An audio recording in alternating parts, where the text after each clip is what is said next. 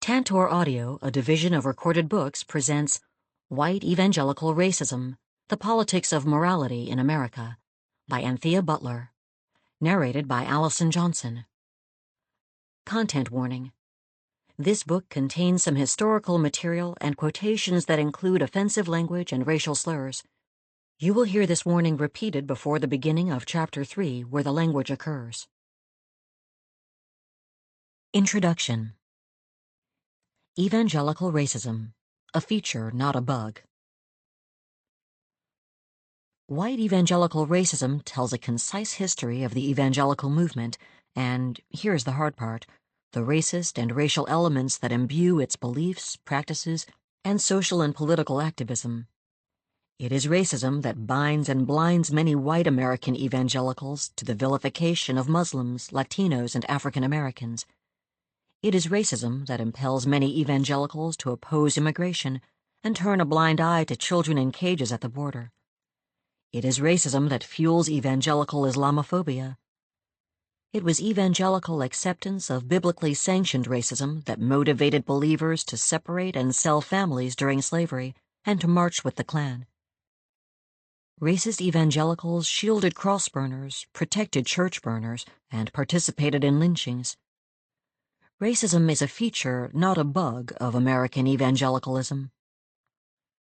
I will take you onto the third rail of American religious history, focusing on the key issues evangelicals have succeeded in shaping, especially those that have influenced our current politics. Starting with the slaveholding Christianity of Frederick Douglass's era, this history bridges, as did Douglass's life, slavery and emancipation. It churns through the eras of Reconstruction, Jim Crow, and relentless violence. It leans deeply into the rise of Billy Graham and the Civil Rights era, arriving at birtherism and the rise of the man some evangelicals refer to as King Cyrus, Donald Trump. It looks from there into the future. It looks directly at the choice white evangelicals must make if they can justly perceive the history of racism embedded in their tradition. Will they allow racism to continue to taint their faith, or will they reject it? I can invert the story, too. This book is a short primer on the history of racism as directly implicated in conveying the vast majority of white evangelicals to their unabashed embrace of contemporary right-wing politics. To be clear, not all white evangelicals embrace the kind of conservative politics that build on the foundation of racism.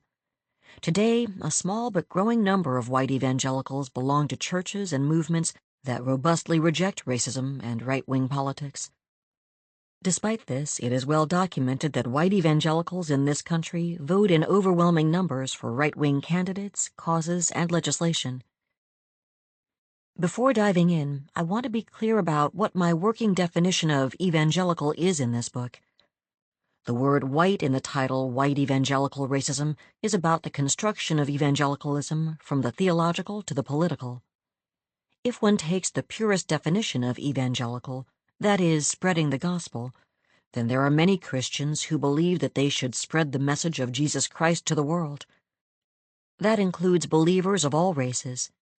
In the American context, evangelical means different things in different centuries. In the 19th century, the term evangelical was about missionary work, spreading the gospel to the heathen, read ethnic groups other than white, and was embraced by people who were both for and against slavery.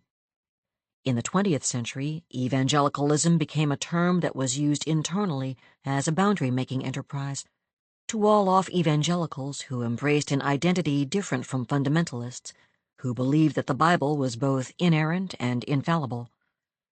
By the 1950s and the entrance of evangelist Billy Graham, evangelicalism had mainstreamed itself, and in the words of George Marsden, an evangelical is anyone who likes Billy Graham.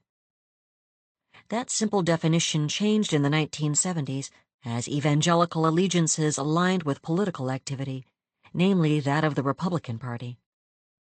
While it is true that one could look at black evangelicals like Tom Skinner and others, their political leanings did not align with those of the majority of white evangelicals who embraced the Republican Party starting in the 1970s. The ubiquitous support demonstrated by white evangelicals for the Republican Party made them not just religiously or culturally white, it made them politically white conservatives in America, concerned with keeping the status quo of patriarchy, cultural hegemony, and nationalism. White evangelicals' stark identification with the Republican Party also became a handy catch-all for pollsters eager to measure evangelicals' impact politically. Many historians of evangelicalism, such as Mark Noll, Thomas Kidd, David Bebbington, and George Marsden, have been concerned for much of their academic careers with defining evangelicalism via theology and history. Their projects are not expressly concerned with racial, nationalistic, and political concerns of conservative white Americans. Evangelicals are, however, concerned with their political alliance to the Republican Party and with maintaining the cultural and racial whiteness that they have transmitted to the public. This is the working definition of American evangelicalism. American print and television media have embraced and promoted this definition, and the American public has accepted it. So, for the purposes of this book, the word evangelical, unless otherwise noted, should be read as white evangelical.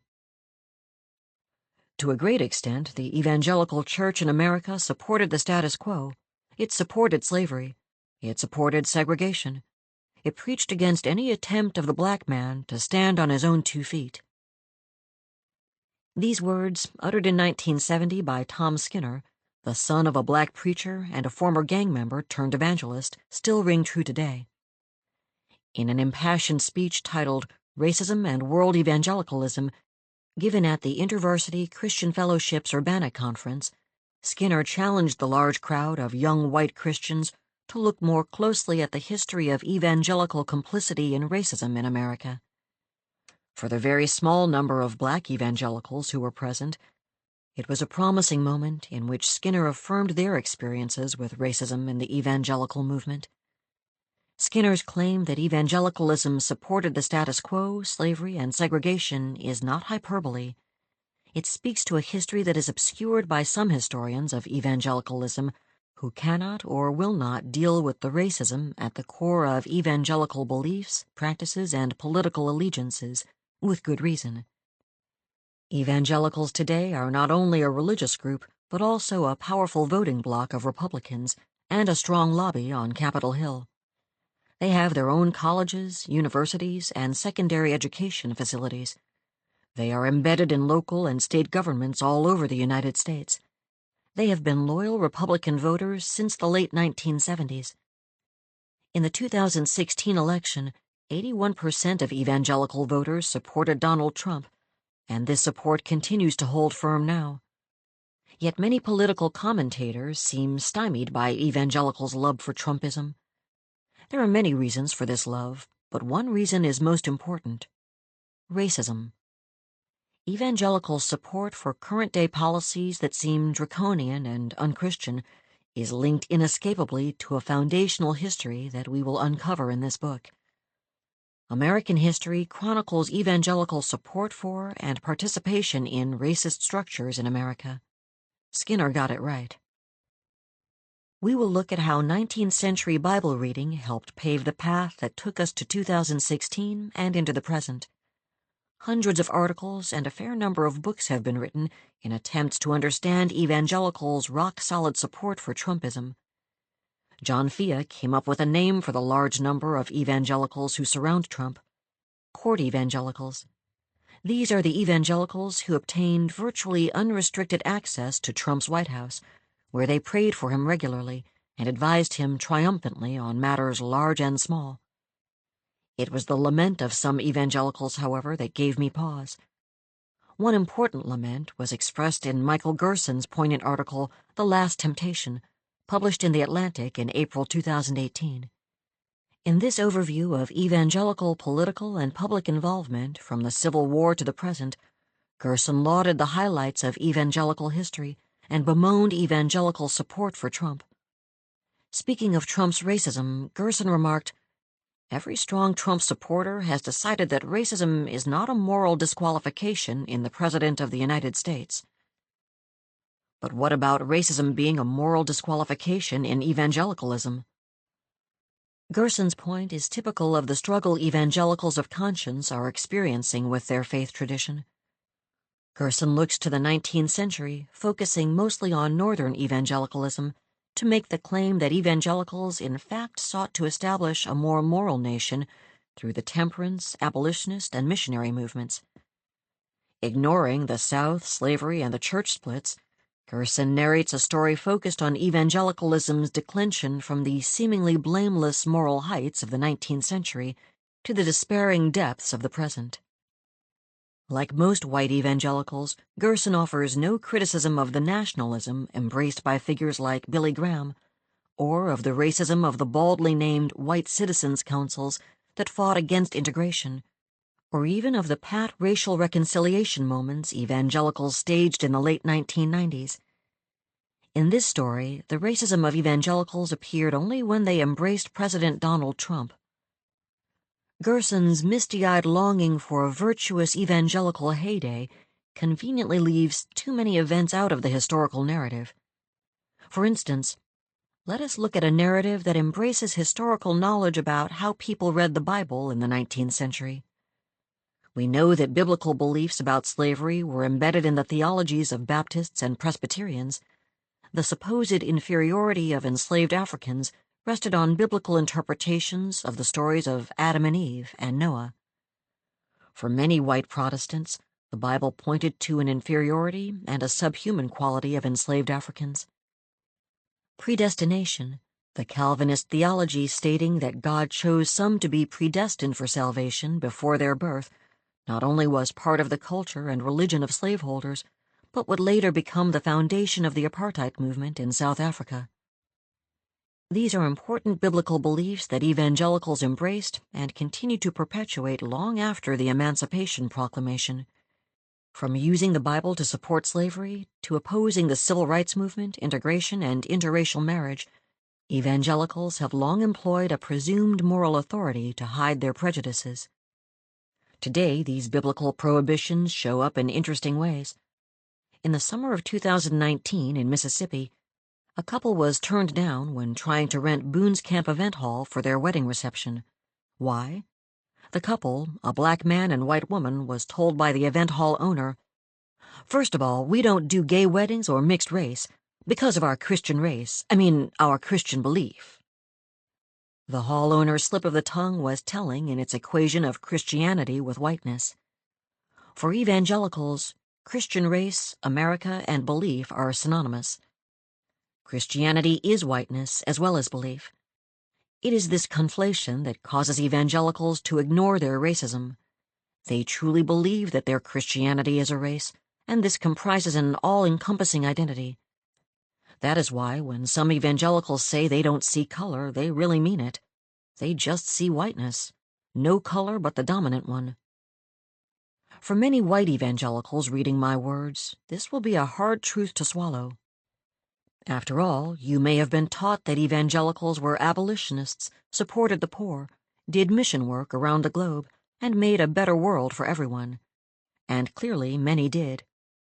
But many also supported slavery, split churches, believed African Americans were inferior to whites, supported Jim Crow, and avidly opposed civil rights, busing, and interracial marriage. Many harassed gays, calling AIDS a curse from God, and vilified Muslims after 9/11. So when evangelical writers claim that they do not understand the overwhelming nature of evangelical support for right-wing and sometimes downright scurrilous Republican candidates and politicos, they fail to reckon with evangelical history. Evangelicals are not naive individuals who were taken advantage of by a slick New York real estate mogul and reality TV star. They were his accomplices. Their prayers and shows of piety surrounding conservative elected officials, most notably in recent times the 45th president, are a feature, not a bug, of 19th and 20th century American evangelicalism. Race and racism have always been foundational parts of evangelicalism in America, fueling its educational, political, social, and cultural mores.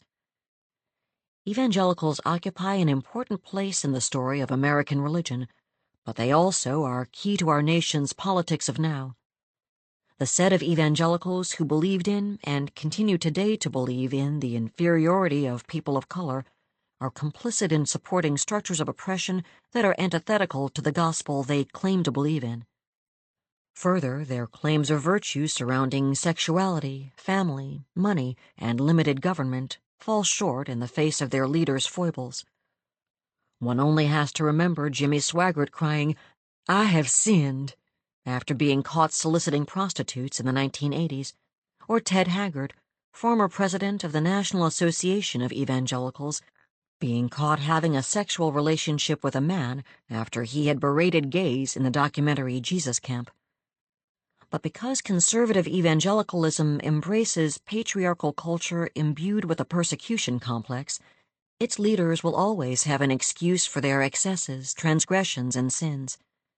And sin for evangelicals is always personal, not corporate, and God is always available to forgive deserving individuals, especially, it seems, if the sinner is a white man. The sin of racism, too, can be swept away with an event or a confession. Rarely do evangelicals admit to a need for restitution. I have taught and written about American evangelicalism for the past 20 years, and questions about the movement have always haunted me. Does being evangelical really mean being white? Does it mean that anyone who embraces evangelical beliefs has to give up parts of their culture? Does it mean that evangelicals always have to vote Republican? To be honest, I have always known the answers. Evangelicalism is synonymous with whiteness. It is not only a cultural whiteness, but also a political whiteness. The presupposition of the whiteness of evangelicalism has come to define evangelicalism, and it is the definition that the media, the general public, and politicians agree on. As a former evangelical, yes, it's true, who continues to have friends in the tradition, I am at times sympathetic to the distorted position in which my friends find themselves. Yet I am tired of the shenanigans. Evangelicals who are embarrassed by the worship of Trumpism have twisted themselves into knots to claim a kinship with evangelicals of color in order to avoid being judged as right-wingers. Others are leaving the fold altogether, as Robert Jones points out in his prescient book, The End of White Christian America. Still others lament evangelical voting patterns, but remain in the fold due to their commitments to Scripture, the pro-life movement, and opposition to same-sex marriage. The hard truth is that evangelicals are one of the most, if not the most, polarizing voting groups in America, and the racism, sexism, and patriarchal structure of their movement has embedded itself within the Republican Party. As a political movement, evangelicalism wields enormous power despite its declining numbers. As such, evangelical history, and especially its racist history, must be scrutinized in order to truly understand the movement's political, social, and moral stances in the 21st century. It is the strangest story how so many evangelicals lost their interest in decency, and how a religious tradition called by grace became defined by resentment, writes Michael Gerson. Racism is the key to this strange story. Because of racism, evangelical decency was lost, and evangelicals' resentments grew. This book aims to tell the story evangelicals won't. Chapter 1. The Racist Foundations of Evangelicalism in the 19th Century. We understand the curse that was slavery, white people do, but we miss the blessing of slavery, that it actually built up the framework for the world that white people live in and lived in. These words were spoken not in the 19th century, but in the 21st. In the aftermath of the murder of George Floyd in Minneapolis on May 25, 2020, and the sustained protests against racism and police violence that followed, Pastor Louis Giglio of Passion City Church in Atlanta held a televised discussion with Chick-fil-A CEO Dan Cathy and African-American Christian rapper Lecrae. While discussing racism in a conversation that was a bit too rosy in tone, Giglio tried to explain how white privilege works. Instead, speaking the words that open this chapter, he inadvertently attested to a sentiment held dear by many Christians who lived in the 19th century. Giglio's "We missed the blessing of slavery" in fact echoed the lines from George Fitzhugh's 1857 pro-slavery book Cannibals All, or Slaves Without Masters. Though more than a century and a half divide Fitzhugh from Giglio, both men understood one bald truth. Slavery was a blessing to white people and a curse to black people. Giglio's comments caused such an outcry that he posted a video apology on social media the very next day. His explanation was that he had been trying to get people to understand the meaning of the term white privilege, and that, using inappropriate words, he had done a bad job of it. While Giglio dealt with the ensuing social media meltdown and public relations debacle, it was Lecrae who ended up suffering the most criticism from African-American Christians who chided him for missing the on-air moment when he could have offered a timely and potent corrective to Giglio's statement. Black Christians saw in that minute the power of white evangelicalism to reduce Lecrae, even though he had tried to gently object, to a nodding prop for the white evangelical pastor. The discussion showed how Giglio, though attempting to talk openly about race, had nonetheless structured the whole meeting in a way that placed the black man in a position subordinate to Giglio's religious authority. I begin with this painful story because it says so much about both the continuity between evangelicalism and slavery and the connection between the evangelical movements of the antebellum era and of today. It reveals that racism was structured, with the exact same words Pastor Giglio used, into American evangelicalism across the centuries. Slavery is the foundation of racism and power in American evangelicalism. Responses to slavery, both for and against, have fundamentally shaped the evangelical movement in a number of important ways. Many insightful works of history have been written helping to uncover and comb out this story. Drawing on them, this chapter builds out the essential foundation of the story in order to navigate the early period as an introduction to the 20th and 21st century history of evangelical racism that will form the rest of this book. As a historian, I know that American evangelicals made important and substantial contributions to the abolitionist movement and to the education and uplift of African Americans during Reconstruction. I am deliberately focusing this chapter on the trajectory of evangelical history that supported slavery, the lost cause, Jim Crow, and lynching. My reason for shaping this book around that trajectory, which I have no doubt is extremely painful to both black and most white evangelicals today, is that this history is the key to understanding how evangelicals used and continue to use scripture, morality, and the political power they gathered across the course of the 20th and now the 21st centuries. The 19th century racism of American evangelicalism shored up Southern cultural and racial mores through the interpretation of scriptures, theology, and belief that informed white Southerners' social and political actions. Evangelicals' use of morality in the 19th century forged the pathway by which racism and white supremacy became part and parcel of evangelical history, informing how they interpreted scripture, how they constructed a public and nationalistic vision for America, and how they used morality to both convert and oppress African Americans in slavery and in freedom. To understand how evangelicals went about this process, we must begin with the Bible, because the Bible was the defining text to which people turned to answer the question of whether slavery was or was not God's will.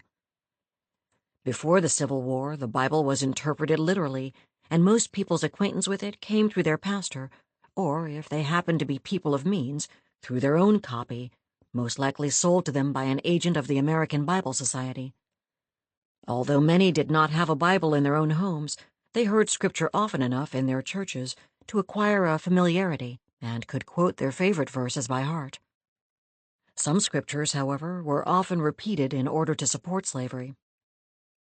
The two most cited biblical scriptures used to support 19th century slavery in the United States were Genesis chapter 9, verses 18 through 27, and Ephesians chapter 6, verses 5 through 7.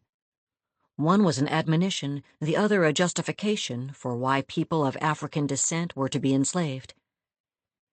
Genesis 9:18 through 27 tells the story of Noah and his three sons, Shem, Ham, and Japheth.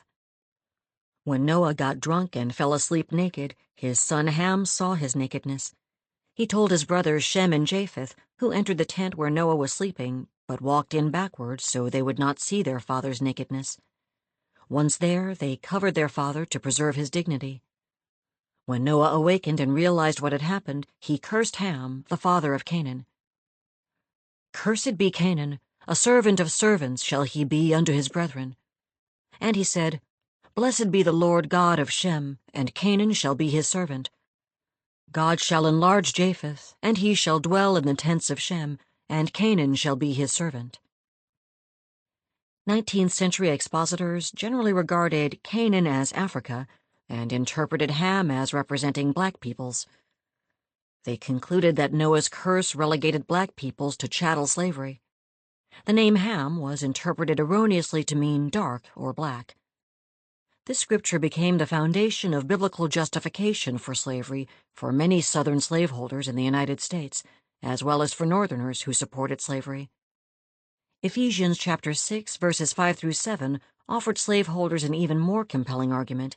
It reads, "Servants, be obedient to them that are your masters according to the flesh, with fear and trembling, in singleness of your heart, as unto Christ, not with eye service as men pleasers, but as the servants of Christ, doing the will of God from the heart, with good will doing service as to the Lord, and not to men, knowing that whatsoever good thing any man doeth, the same shall he receive of the Lord, whether he be bond or free." This passage was interpreted to mean that slaves should remain docile and obey their masters as God required of them. In the literal understanding of this scripture, it was God's will that they were slaves, and therefore nothing could be done about it. These scriptures, along with others, were used by both preachers and slaveholders to reinforce the right to hold slaves. There was even a slave Bible produced in England that omitted passages about freedom, which was used in the Caribbean by slaves who could read.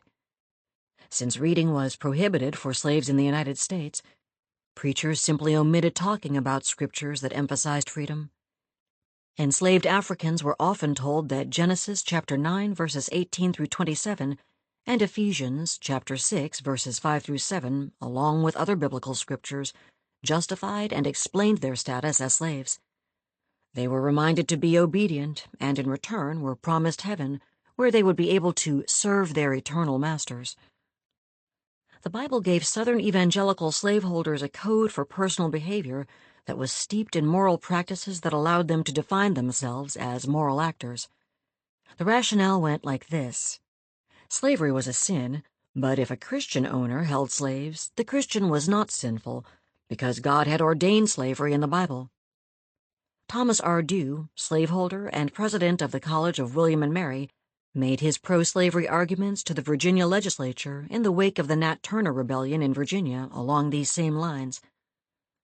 "With regard to the assertion that slavery is against the spirit of Christianity, we are ready to admit the general assertion, but deny most positively that there is anything in the Old or New Testament which would go to show that slavery, when once introduced, ought at all events to be abrogated, or that the master commits any offense in holding slaves. The children of Israel themselves were slaveholders and were not condemned for it." This line of thinking was common to slaveholders. Yes, slavery was generally condemned in the scriptures, but it was allowed. No one in scripture put a stop to it, and therefore it definitely was permissible. Dew also challenged Thomas Jefferson's assertion that slaves hated their masters and described a benevolent relationship between master and slave that was to be admired. "We have no hesitation in affirming that throughout the whole slaveholding country, the slaves of a good master are his warmest, most constant, and most devoted friends. They have been accustomed to look up to him as their supporter, director, and defender."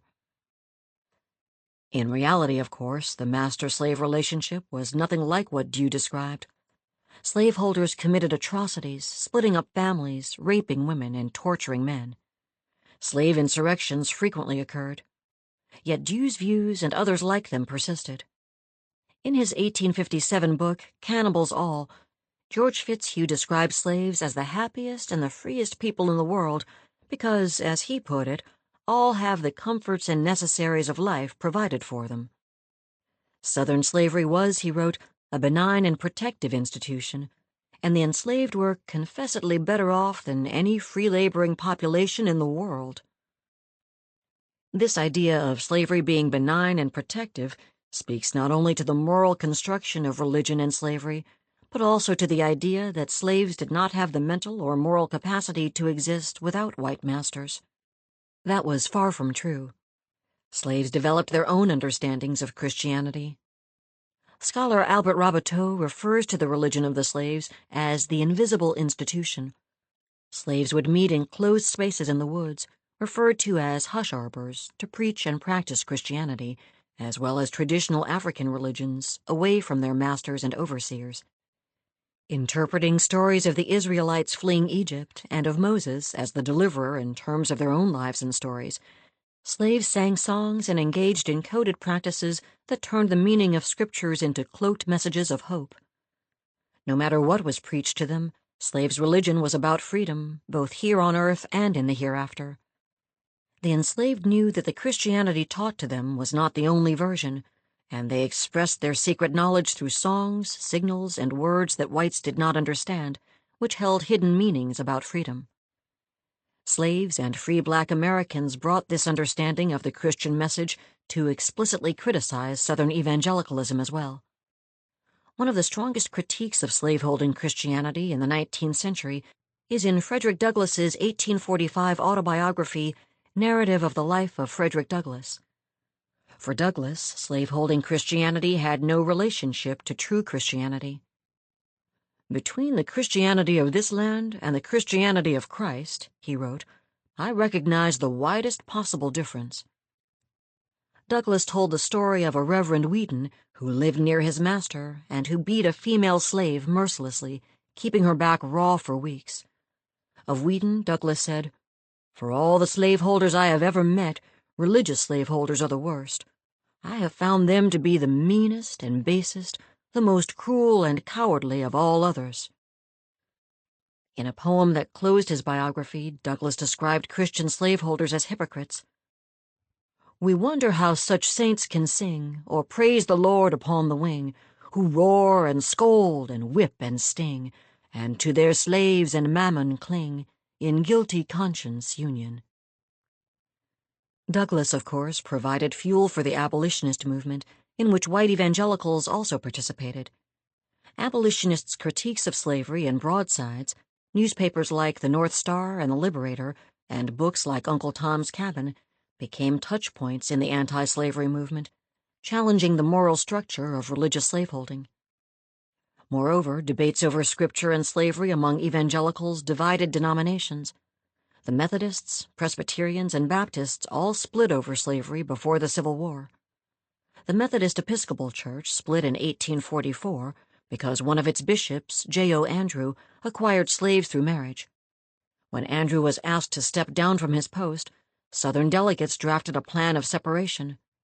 The next year, they left and formed the Methodist Episcopal Church South. The American Baptist denomination split the following year over opposition to appointing slaveholders as missionaries, and created what we now know as the Southern Baptist Convention. Presbyterians endured several splits, the third of which, in 1861, was primarily about slavery. These differences over slavery would last into the 20th and even the 21st century. The American Baptists and the Southern Baptist Convention still exist as separate entities. Churches remained true to the social structures of the regions they lived in, and their leaders found scriptures to buttress those social structures.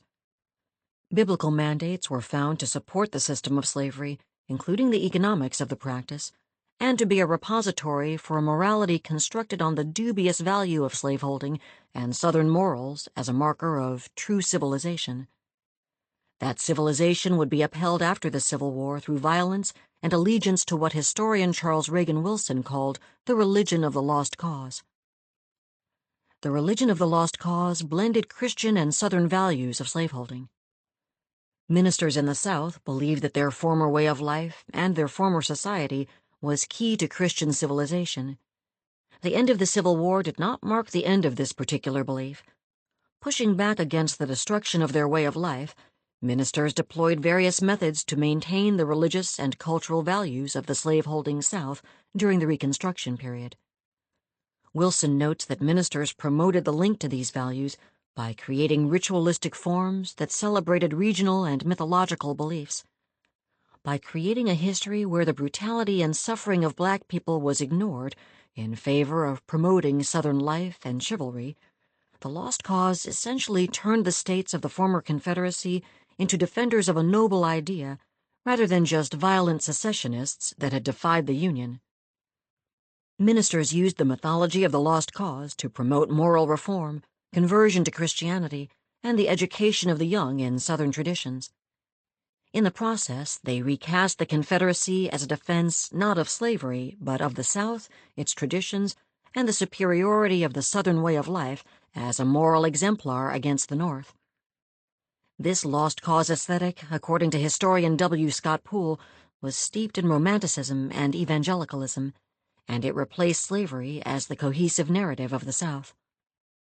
It also maintained the most important element of slavery, the idea that Black people were inferior to whites and therefore unable to take an equal place economically or socially in the Reconstruction South. All of this reinforced the boundaries of racial identity, reaffirmed antebellum attitudes regarding gender, and fueled a revivified Confederate nationalism. The Lost Cause was buttressed by cultural behaviors steeped in religious practices and moral beliefs. Mourning the Confederate dead, erecting public statuary to Confederate generals, and creating holidays all turned the Lost Cause into a civil religion that was supported by the clergy. The birthday of Jefferson Davis, President of the Confederacy, for example, was used as the date for the establishment of Confederate Memorial Day, begun in 1866 by the Ladies' Memorial Association of Columbus, Georgia. In preserving the rituals and customs of the South and the Confederacy through the Daughters of the Confederacy and other societies, white women played an important role in cementing the structures of morality and civility that were also part of evangelical belief. White Southern women were not merely bystanders, they came to serve as an important cornerstone of Lost Cause religion. The purity, innocence, and respectability that Southern womanhood evoked for white men were an essential part of the social apparatus and logic that kept Black men and women in subjection and fear. As a symbol of the racist South, white Southern women provided order through their domestic lives and their bodies. The practices of religiosity, respectability, and homemaking that they cultivated reflected genteel morality and emphasized the sacredness of a particular type of family life and structure. These women, existing virtually on a pedestal, were seen as the virginal idea of home and hearth. This image was juxtaposed with stereotypes of freed Black women who were considered sexually promiscuous, impure, and not in need of protection. Black men were understood to be dangerous brutes and rapists, essentially uncontrollable. These racist tropes were used not only to continue to subject the newly freed to danger and ridicule, but also to promote violence as a way to maintain order and protect white womanhood.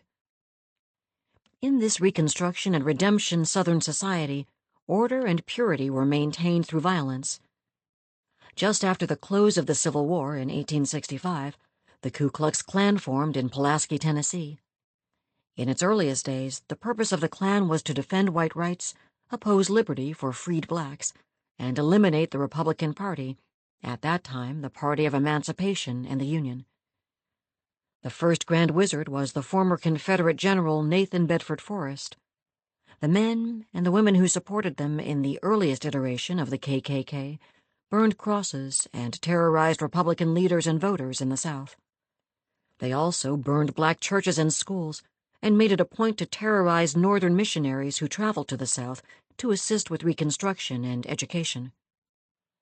Ulysses S. Grant pushed the enforcement acts through Congress in order to break up this first iteration of the organization.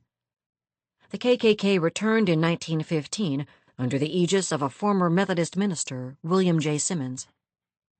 Kicking off this second iteration of the organization, Simmons and 16 other men lit a cross on top of Stone Mountain in Georgia on November 25, 1915, pledging allegiance to the Constitution, American ideals, and the tenets of the Christian religion. As Kelly Baker, a scholar of religion and the KKK, has written, the Klan wanted a homogeneous, Protestant white America, free from the corrupting influences of diversity, whether political, religious, or social. This reboot of the Klan, steeped in evangelical religion, proved popular not only in the South but across the United States. The new Klan, reinvigorated by racism and anti-immigration sentiment, staged pageants and parades across the country. Notably, the Klan staged a large march in Washington, D.C. on August 8, 1925, that drew 30,000 members to march down Pennsylvania Avenue. At the end of the march, with rain threatening, District Dragon L.A. Muller proclaimed to the assembled Klansmen and audience, "I have faith enough in the Lord that He is with every Klansman. You ought to have as much faith in Him as I have. We have never had a drop of rain in Washington when we got down on our knees." Almost immediately, a downpour began. The crowd dispersed quickly. Historically, it was nothing out of the ordinary for such a violent group as the KKK to center its rhetoric and actions around God and nation. The White League, formed on March 1, 1874, as a paramilitary group of Southern Democrats, many of them former Confederate soldiers, adopted similar tactics. The League's platform was clear: disregarding all minor questions of principle or policy, and having solely in view the maintenance of our hereditary civilization and Christianity menaced by a stupid Africanization, we appeal to men of our race, of whatever language or nationality, to unite with us against that supreme danger. In other words, the League existed to protect Christianity and civilization against freed black people and the whites who assisted them. The League spread throughout Louisiana and surrounding states. Its members murdered a 17-year-old black schoolteacher, and later 6 white Republicans and 20 black men in Coushatta, Louisiana. Under the guise of order, League members also hindered any attempt to help newly freed blacks. Like the KKK, the White League was put down by the Enforcement Acts, but its members simply joined local and state governments, police departments, and militia organizations. Both the KKK and the White League justified their violent acts through a combination of Christian imagery and calls for a return to the order of the slave-owning South. It did not matter that burning churches and murder were crimes. These activities were considered to be in the service of the religious ideal of restoration, of bringing back what white Southerners considered the God-given right of white men to rule over all. Although the KKK and the White League were disbanded, white men still formed night rider groups to terrorize African Americans and anyone else not adhering to the white supremacist norms of the South. Appeals to violence were couched in the language of civilization and closely connected to ideas of biblical retribution and God's favor. The ideal of order, which would evolve into evangelical calls for law and order, stemmed from harmful stereotypes about African Americans' tendency toward violence and the supposed insubordination of people who merely wanted their freedom and their humanity respected. All of this facilitated the most horrific form of violence done in the name of God and nation from Reconstruction to the Civil Rights era: lynching. The Southern rite of human sacrifice is what historian Don Matthews called it. Lynching was the ultimate method of violence used in the South to punish transgressors, often black men falsely accused of raping or insulting white girls and women, and as a scare tactic to keep African Americans and others from challenging social norms. According to a report by the Equal Justice Initiative in 2017, there were over 4,400 lynchings of black people in America from 1877 to 1950, a figure that includes 800 more lynchings than had previously been recognized. Lynching became the ultimate murderous tool used to support white supremacy. Evangelical Christians and churches engaged in lynchings, attending and cheering brutal spectacles of murder enacted upon black bodies. Many took body parts of the lynched, such as fingers and toes, as souvenirs of the horrendous events, and others sold postcards of mutilated and burned black men and women. Matthews describes the murder of Sam Hose, an infamous lynching that occurred in 1899, as a form of sanctified vengeance. Religion, according to Matthews, did not cause lynching. Rather, lynching was itself religion.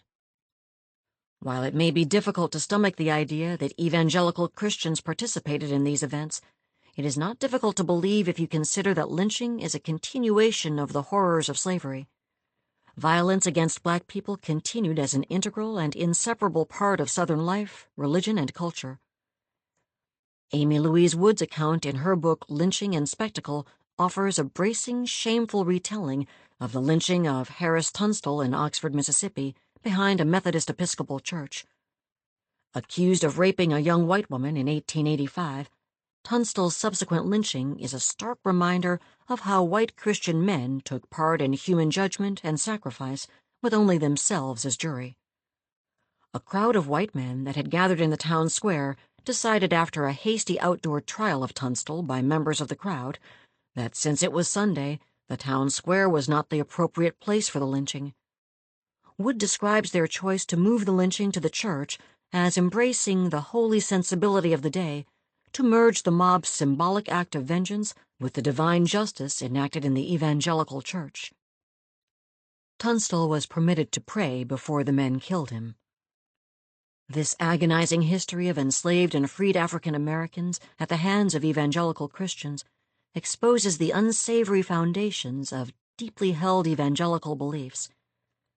A literal interpretation of the Bible that deems slavery as being allowed by God, a mythological ideal of Southern civilization based in whiteness, and a preoccupation with purity and sexuality all brought out the worst in white Southerners fighting to keep a dishonorable way of life intact. The lives of enslaved and later freed African Americans were made intolerable by evangelicals invested in keeping them in their places and maintaining white supremacy and power. And while many evangelicals, particularly from the North, genuinely wanted to help the newly freed with education and domestic training, much of the home missions work these white believers did was affected by ideas about the superiority of white European civilization and a sense of Christian duty that at times was expressed in ways that demeaned the very people they wished to help. Most of these beliefs were the very same beliefs supporting and enabling violence against black bodies. This account is part of the history of evangelicalism. The 19th century racial practices of white supremacy and violence would affect how 20th century evangelical leadership engaged African Americans and their forthcoming quest for civil rights, justice, and full citizenship. Most of all, they would allow white evangelical leaders to justify their decision to keep the reins of religious, social, and political power in white men's hands. Chapter 2. Saving the Nation: Fervor, Fear, and Challenges to Jim Crow. If evangelicals believed in saints, Billy Graham would be balanced at the top. Friend to American presidents and evangelist to the world, Graham became the face of American Christianity over the course of a life that lasted a century. His brand of Christian fervor, fear, and fatalism defined American evangelicalism from the 1940s to the 1970s. He exemplified a kind of religion that combined Christianity, patriotism, and politics into a potent mix of respectability that was predicated on fear of the other. The other, for Graham and his followers, often was communists, Catholics, and immigrants. Graham convincingly instilled in his vast audiences an urgent sense that only by means of their individual salvations through Christ could America be saved. But Graham also preached about race in America. Only when Christ comes again will little white children of Alabama walk hand in hand with little black children, he famously said in 1963 when asked to comment on Martin Luther King Jr.'s I Have a Dream speech. Women, immigrants, and people of color, especially African Americans, were expected to wait in docile obedience for their turn to achieve the freedoms available to white male Anglo-Saxon Protestants. Evangelicals' quest to win the world for Christ, a quest promoted by a white male leadership exemplified by Graham, was to save souls and make believers of all races conform to white Western Christian ideals.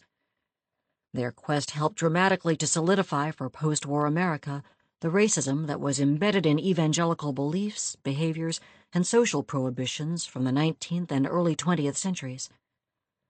The creation of 20th century evangelicalism and its relationship to racial politics are best interpreted through the story of its greatest representative, Billy Graham, America's white Jesus, as Bob Moser put it in the Rolling Stone. In life, Graham's staunch sense of morality, his friendships with presidents, and his good looks gained him accolades. Born a Presbyterian, Graham rose to prominence in the 1940s, alongside the beginnings of many evangelical organizations as part of a movement known as the New Evangelicalism. Between 1945 and 1970, newly born evangelical groups emerged from institutions such as Fuller Theological Seminary in Pasadena, California. Magazines like Christianity Today promoted a forward-thinking Christianity that was not as staid as the fundamentalist versions of earlier times. In a striking shift, these new evangelical believers were willing to engage the world, media, and scholarship. By looking at the new evangelicalism through the lens of Billy Graham and his contemporaries, we see a clear picture of the lines that evangelicals drew around racial, social, and political issues.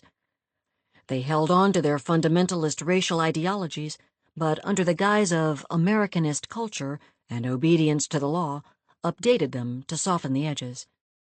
While evangelicals and fundamentalists battled each other over theology and scripture, their cultural and social racism held them together.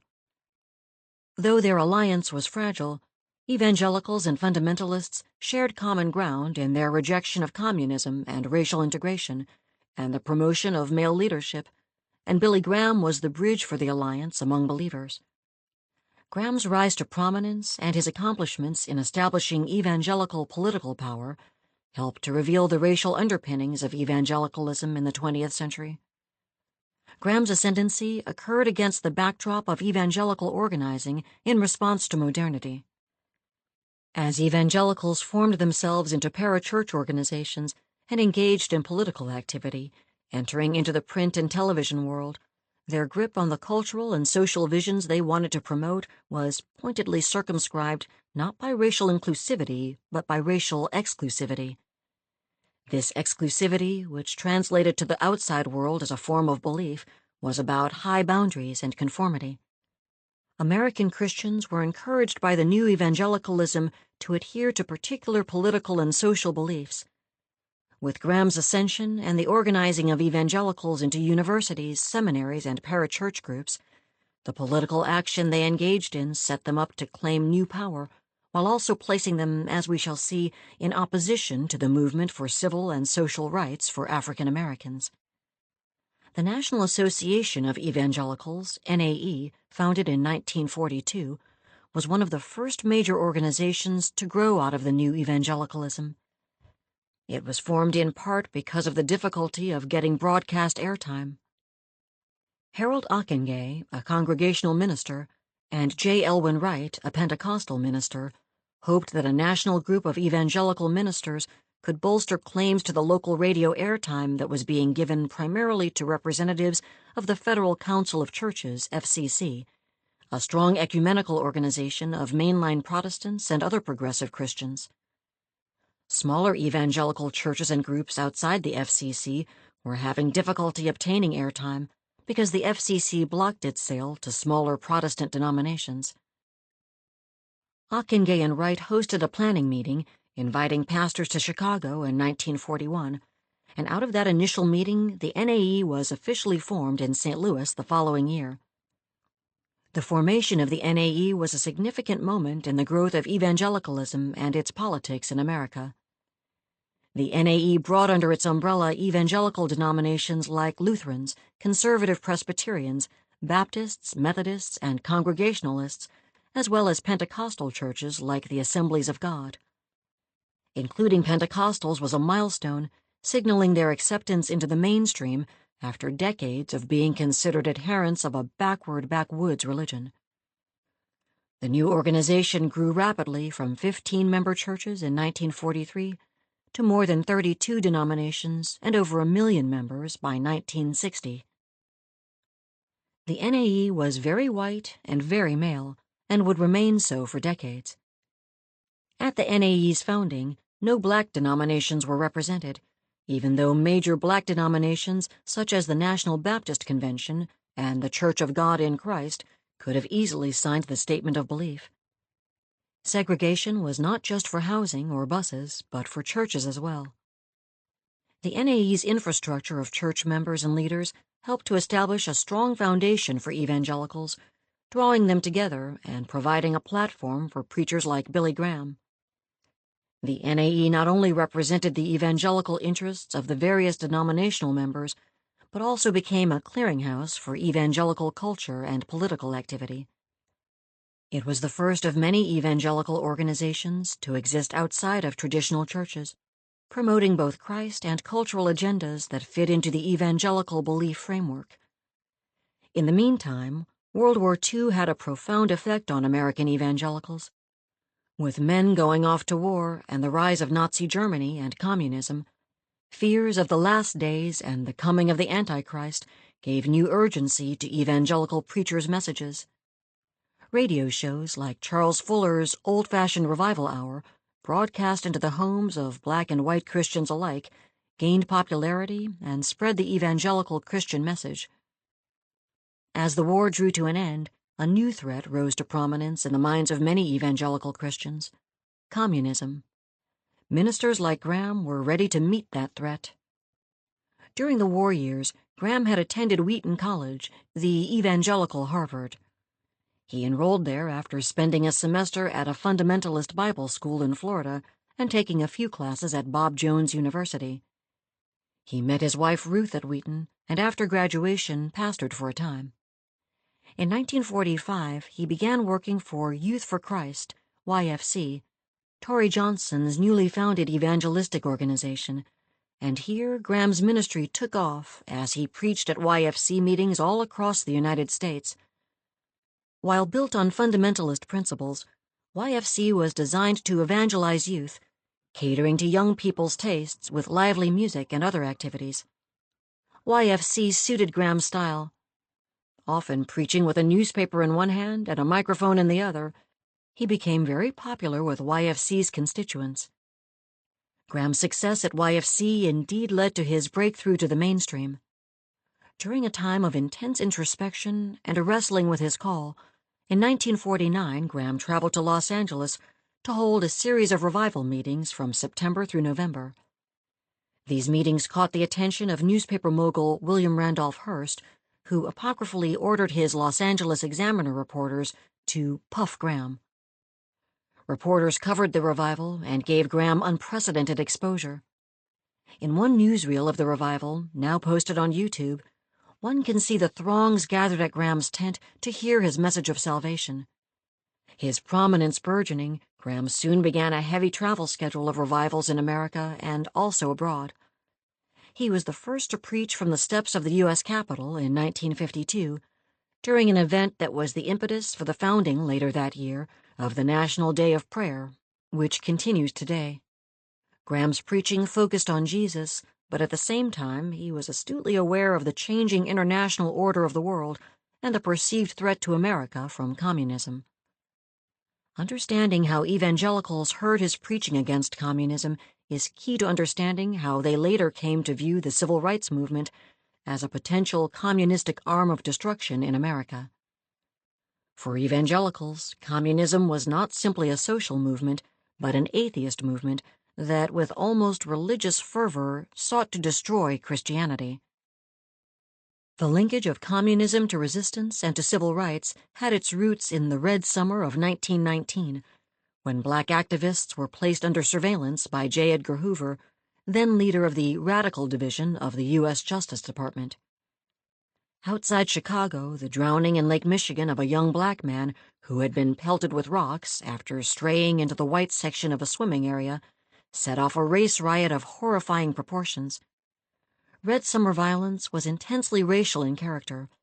It erupted across the country in lynchings, church burnings, and bombings of African American communities in the South. Many African Americans fought back, bolstering Hoover's view that it was blacks who were the danger. That summer, Hoover ordered his agents to investigate a supposed connection between African Americans fighting against white racialized violence and Bolshevik radical activities. He also began to compile dossiers on participants. As political scientist Charles Henry wrote in a blog post titled Remembering the Red Summer of 1919, it seems the government, despite the pleas of the NAACP, was more concerned about possible black links to organized labor than white violence against black citizens. Hoover's unproven theories lingered into the 1950s as the Red Scare gained momentum. Many black activists working for civil rights were called communists. Martin Luther King Jr. was called a communist. So when Graham preached about the communist threat in the 1950s, he amplified a phrase that resonated forcefully with evangelicals and Southern-based Christians, given not only their fear of the Soviets, but also their fiery concern about the black civil rights activists who were, to their way of thinking, promoting communist ideas and socialism. The linkage of communism with civil rights work, combined with evangelicals' fear of the end times and the Antichrist, instilled fear and determination in evangelists and evangelical listeners alike. A sermon Graham delivered at the Los Angeles Revival in 1949, drawing on Psalm chapter 94, verse 3, titled Why God Allows Communism to Flourish and Why God Allows Christians to Suffer, highlights how he explicitly equated the communist scare with the battle of the last days. "The next world war will occur in 5 years if Christ tarries," he thundered. "It will make the first 2 look like a little fight. This world war will sweep civilization into oblivion unless Christ comes and stops it. It's on its way." The threat of communism fit neatly with the idea of the end times that evangelicals believed would bring Jesus Christ back to earth. The threat also was useful in promoting the evangelical idea that individual salvation, rather than collective actions such as socialism or civil rights, would stem social and political ills, including communism.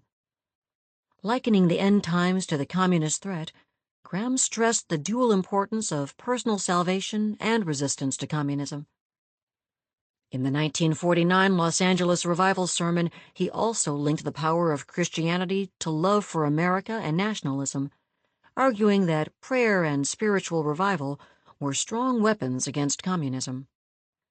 "The most effective weapon against communism," he declared, "is to be a born-again Christian, because you will never find a true born-again Christian who is a communist or a fellow traveler. You get a man born again and he will turn from communism." In Graham's understanding, true Christian born-again believers could not possibly hold communist views.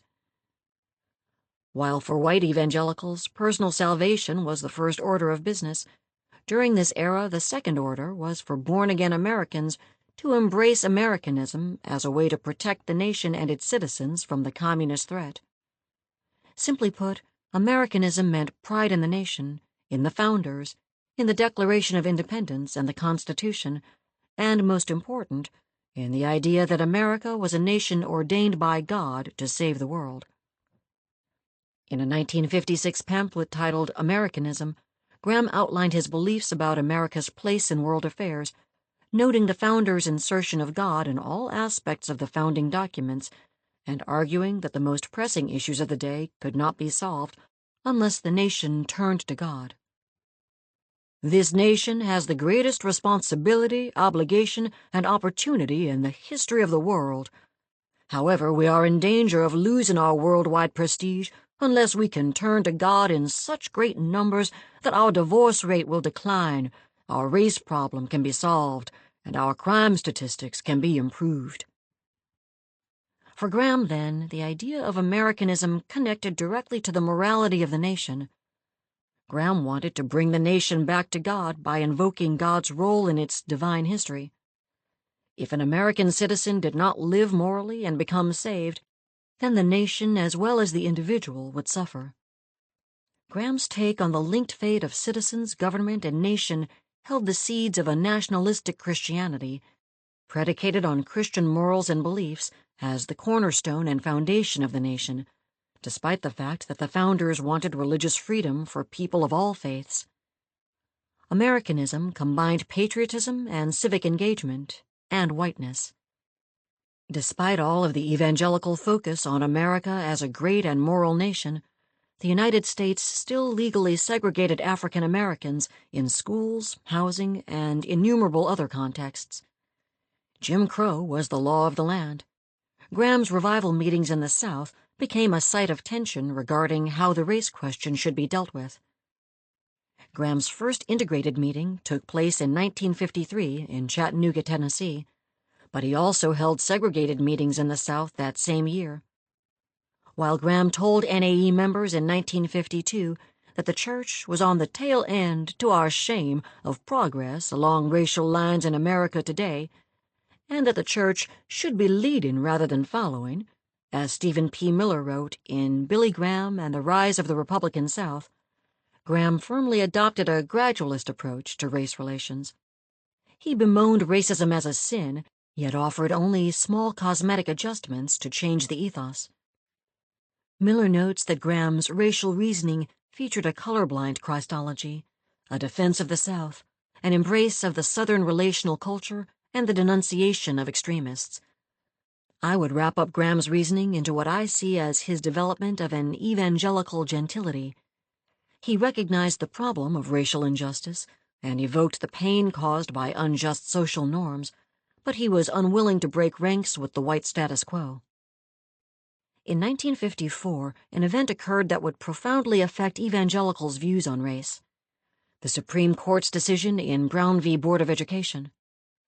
This landmark decision, mandating school desegregation, launched one of the defining civil rights battles of the era. In response, many evangelicals took their children out of public school rather than have them attend with African Americans. Churches and other evangelical organizations founded segregation academies, private religious schools that were tax-exempt. In Virginia and other states, local policies of massive resistance to Brown encouraged schools to consider desegregating, while at the same time turning to state courts to deter the Brown mandate. These moves were the beginning of long protracted battles, first against desegregation and later against busing. They did not, however, slow down the momentum of the civil rights movement. The Montgomery bus boycott that began in December 1955 put Martin Luther King Jr. in a position of prominence on the national and international stage.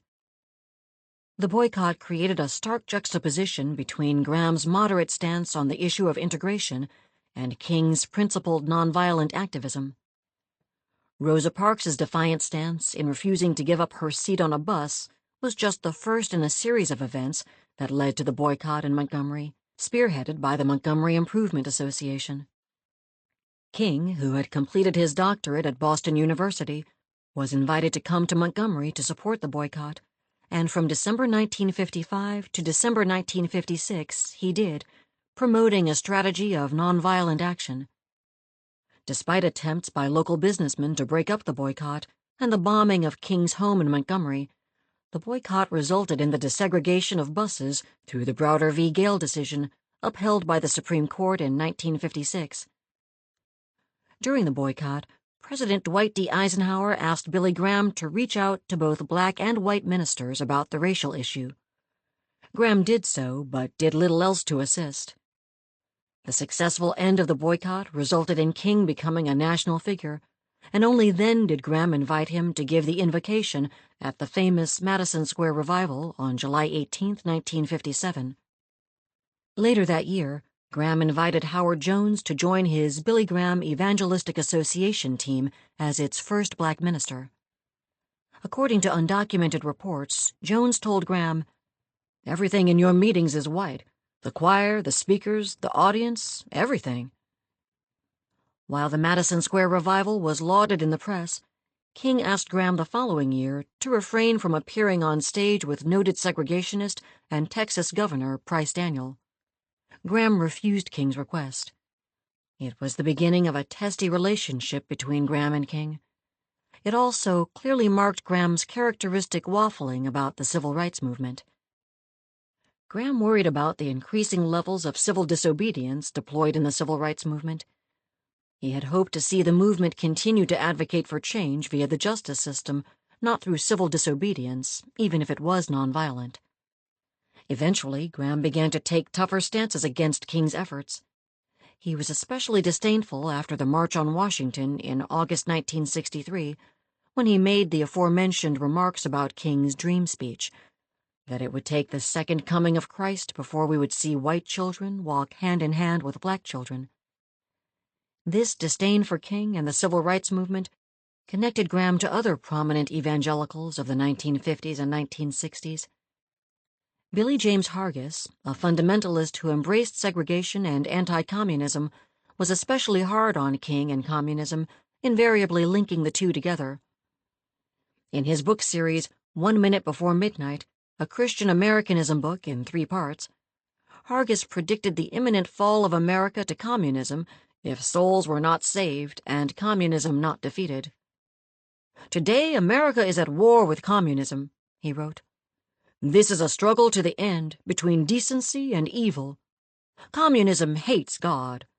Communism seeks the destruction of the Church and the Bible.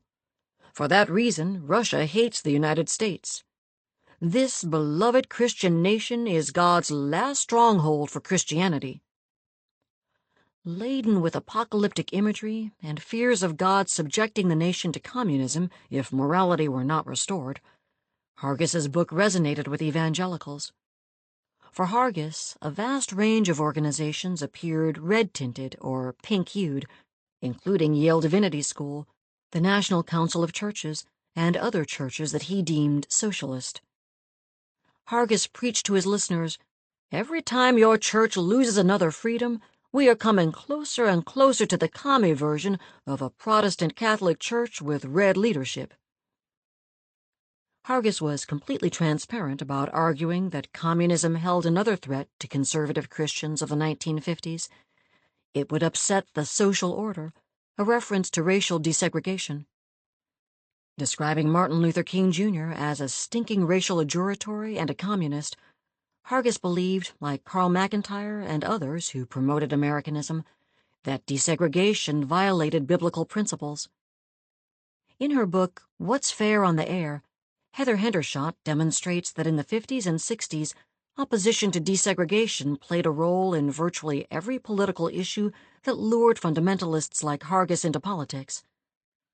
With the founding of the John Birch Society by Robert Welch in 1958, conservatives who were religious and opposed communism and civil rights found a new home.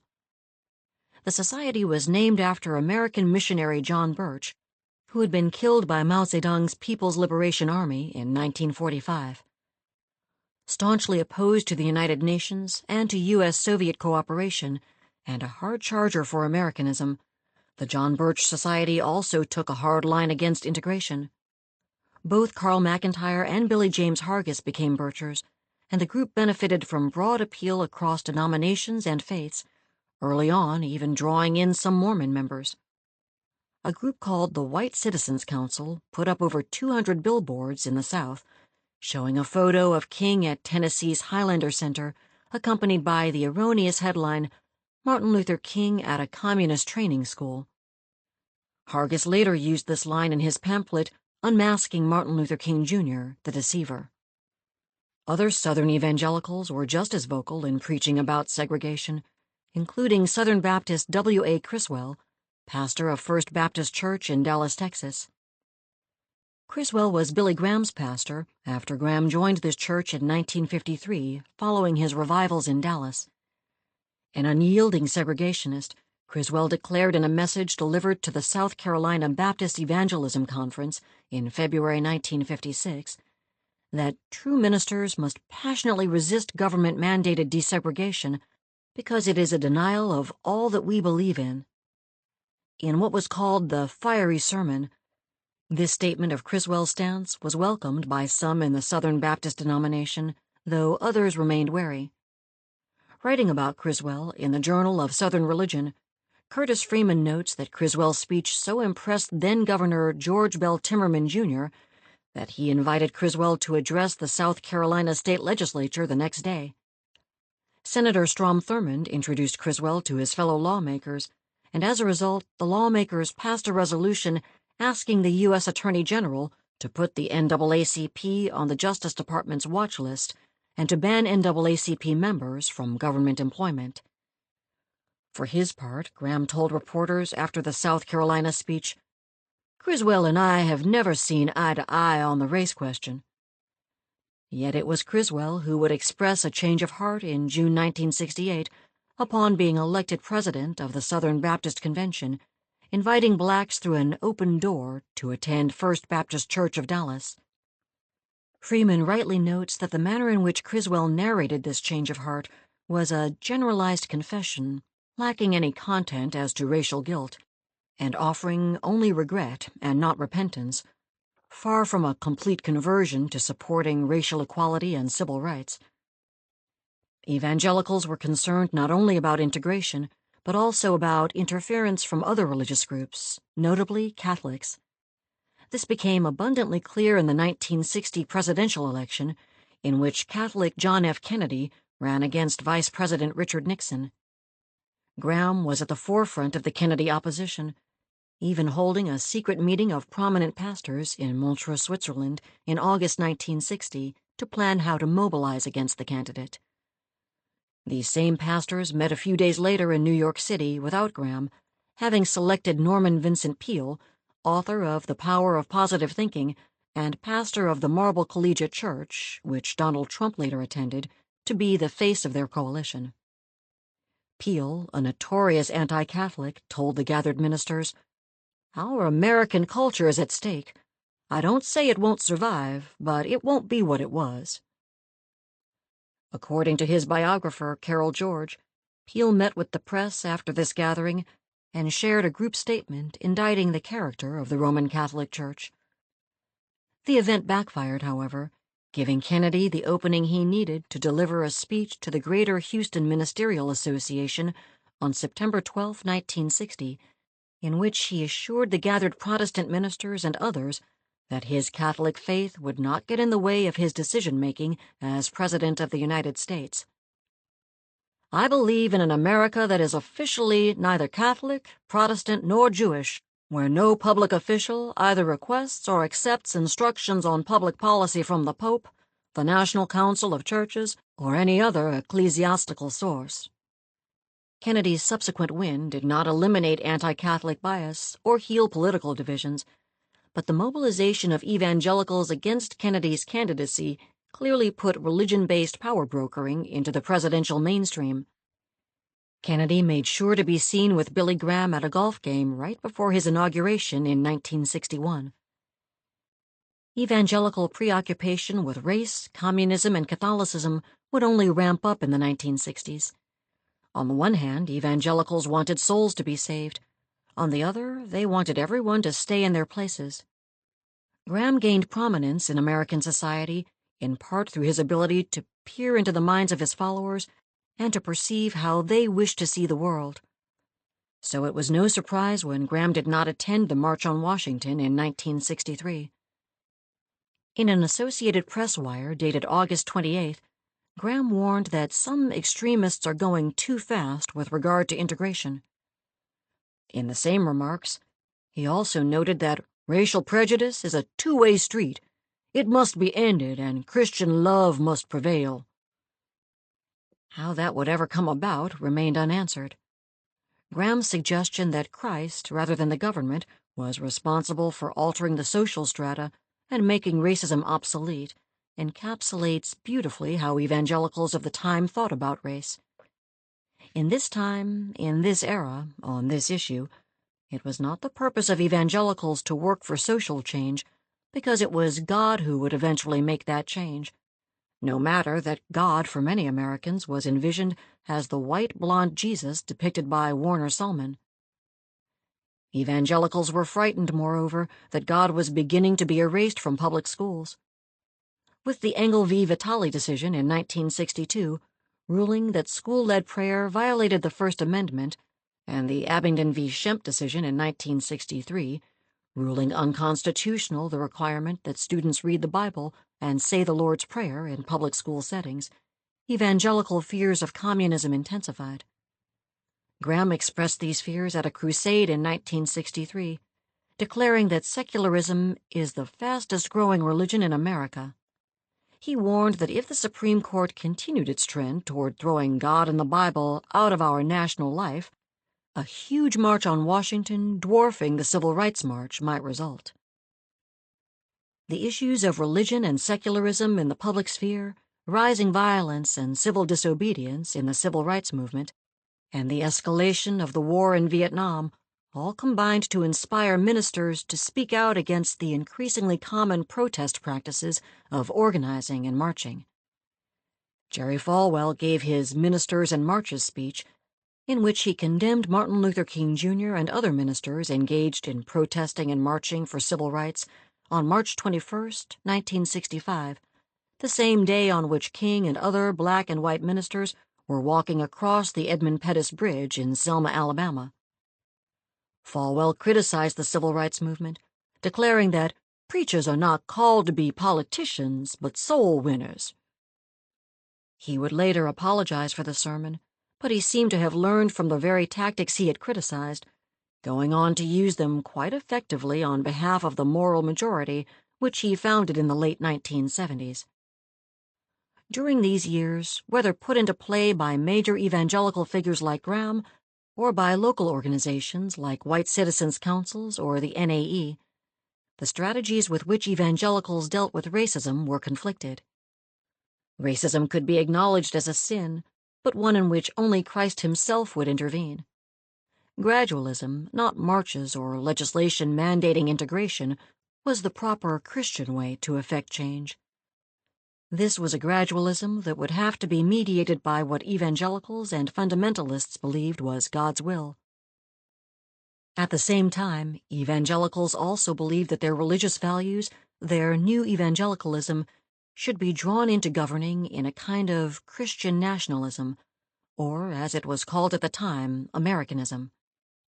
This would provide a way to fight back against godless communism and the forces of change seeking to destroy their America.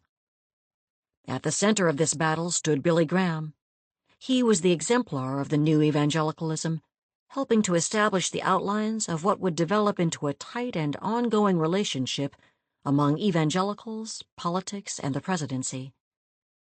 As the 1960s drew to a close, evangelical anxiety heated up.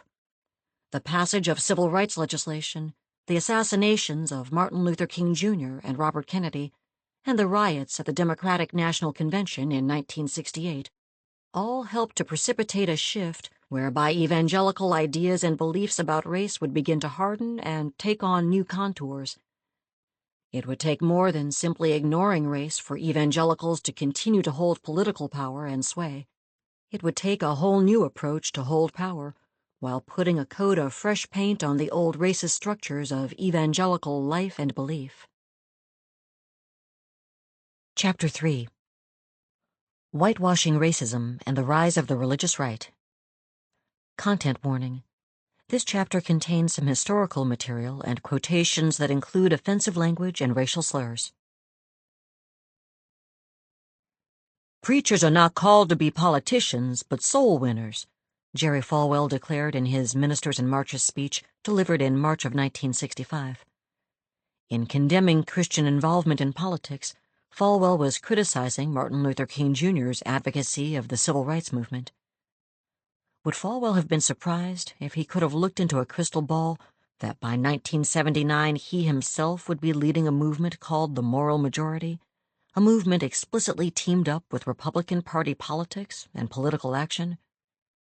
In fact, what Falwell condemned in 1965 would become the bedrock of evangelical organizing in the 1970s and beyond. While abortion is commonly understood as the issue that began to unite evangelicals in the 1970s, I give that dubious honor to the issue of race. Race hatred played the fundamental role in, first, pushing evangelicals toward a colorblind gospel, which would provide cover for their racially motivated organizing against the federal government, and second, their push to block the implementation of the hard-won gains of the civil rights movement. This colorblind gospel is how evangelicals used biblical scripture to affirm that everyone, no matter what race, is equal and that race does not matter. The reality of the term colorblind, however, was more about making black and other ethnic evangelicals conform to whiteness and accept white leadership as the norm, both religiously and socially. It is the equivalent of today's oft-quoted phrase, "I don't see color." Saying that means white is the default color. For evangelicals, the years from the 70s to the 90s were defining ones, encompassing their cultural acquiescence to the inclusion of African Americans in their churches, revivals, and schools, while simultaneously fighting against the gains of the civil rights movement in the political and legal arena. Holding on to racist ideologies, including prohibitions against race mixing, dating, and marriage, evangelicals embraced an intransigence that spurred them on to political activism and organizing, the very thing for which Falwell had come down on King just a few years earlier. Using morality and colorblind conservatism as a shield, evangelicals made new political alliances and created organizations such as the Moral Majority that would promote their favorite issues while continuing to embrace racist practices and strategies to consolidate economic and political power. Race loomed large and posed significant challenges for evangelicals as the 1970s unrolled. The Civil Rights Movement had produced two major pieces of legislation, the Civil Rights Act of 1964 and the Voting Rights Act of 1965, both of which worked alongside other substantial governmental and cultural changes to dismantle the Jim Crow-era restrictions under which vast numbers of African Americans lived. Churches of various evangelical denominations, including Southern Baptist, were forced to rethink their stances on segregation. The result was their conception of and eager adoption of colorblind conservatism. Colorblind conservatism rested on the idea that since the government was taking care of race reform, there was no need for conservatives to discuss racial issues in depth, detail, or sincerity. Historian Darren Dochuk showed in From Bible Belt to Sun Belt how Southern Baptists and Billy Graham skillfully applied this strategy. Dochuk calls it a colorblind gospel as early as the aftermath of the 1965 Watts riots. In the 3 years after the riots and before the racial unrest of the summer of 1968, Southern Baptists reached out to the National Baptist Convention in a replay of the late 19th century to hold Race Relations Sundays, when white and black Baptist churches would share their pulpits and sermons. These efforts served as a precursor to the gradual integration of religious services and programming over the 1970s. The general expectation of white evangelicals in both the 19th and the 20th centuries was that non-white believers would take on the practices and viewpoints of white members and leadership, no matter the cultural contexts in which black evangelicals had been born or raised. As a result, tensions surrounding race and ethnicity commonly lodged in harsh criticism of black cultural practices of dress, singing, or worship expressions. In order for black evangelicals to belong, they had to emulate whiteness. William Bentley, the second president of the National Negro Evangelical Association, which was founded in 1963, suggested that this was rarely a problem because black evangelicals, and particularly the black evangelical leadership of the 1960s, were part and parcel of the institutions in which they received their training. In other words, for Bentley and the black fundamentalists, black Pentecostals, and black graduates of evangelical schools his organization represented, black evangelicals could not be expected to articulate a black ethnic viewpoint, given the dominance of conservative, white-led institutions in this religious world. But in no way did all black evangelicals agree with Bentley. At least two major black evangelicals of the 1960s directly engaged white believers on their racism. The first was Tom Skinner. Raised in a middle-class black family, Skinner had been a good student by day and, unbeknownst to his parents, a gang leader in Harlem by night, before he had a profound conversion experience, which he recounted in his 1968 book, Black and Free. In 1970, after Skinner had become popular on the evangelical circuit, he was asked to speak at the Urbana 70 Student Missions Conference meeting sponsored by InterVarsity Christian Fellowship, an evangelical college organization. His speech, The U.S. Racial Crisis and World Evangelism, powerfully and prophetically confronted the racism and Americanism, or perhaps more to the point, white nationalism of evangelicals. Here are Skinner's words. Understand that for those of us in the black community, it was not the evangelical who came and taught us our worth and dignity as black men. It was not the Bible-believing fundamentalist who stood up and told us that black was beautiful. It was not the evangelical who preached to us that we should stand on our own 2 feet and be men, be proud that black was beautiful, and that God could work his life out through our redeemed blackness. Rather, it took Stokely Carmichael, Rap Brown, and the brothers to declare to us our dignity. God will not be without a witness. Skinner's speech caused a considerable buzz in evangelical circles. Christianity Today, in its January 29, 1971 issue, reported that more than 400 black evangelical students had attended the meeting, and noted that Skinner has not shrunk from denouncing aspects of white middle-class evangelicalism that seemed to him contrary to Scripture. One of Skinner's friends was Bill Pennell, who came out of the Black Plymouth Brethren tradition. Pennell joined Skinner's crusades in 1968 and became part of his ministry. Already a traveling evangelist and speaker, Pennell published a book titled My Friend the Enemy in 1968, chronicling his experiences as a black man in America around both racism and Christianity. Commenting on the efforts of white evangelicals to practice colorblind conservatism, Pennell wrote, I have no trouble believing you want me in your church to sing on Sunday. I have very little faith that you want me in your living room for serious discussion. Yet here is where the breakthrough may take place. Pennell, a product of what he called mulatto parents, also pointedly addressed intermarriage, a core issue for evangelicals. In a chapter called Now About Your Daughter, Pennell wrote poignantly of evangelicals' fear of sex and Negro men. The ghost of Negro sex prowess and white female purity still mocks us in the closets of our minds. Neither Protestant theology nor education has dispelled it. Bible Belt fundamentalism, which served as midwife when it was born, serves even now to nurse it in its old age. Pennell's book offered an honest, blunt reflection by an evangelical in the tradition on the broader social and cultural prohibitions from the 19th century that persisted despite evangelicals' slow moves to improve race relations. The changes occurring in the late 1960s were cosmetic rather than deep. One reason for their limited scope was evangelical strong opposition to interracial marriage and support for miscegenation laws, which had only recently been struck down by the Supreme Court decision in Loving v. Virginia in 1967. The hot-button issue of interracial relationships would prove to be an important factor in how evangelicals would eventually come together to develop an unprecedented kind of political activism, and at the same time to form a formidable voting bloc. Ground zero for that battle would be located at a bulwark of nationalism and biblical fundamentalism, Bob Jones University.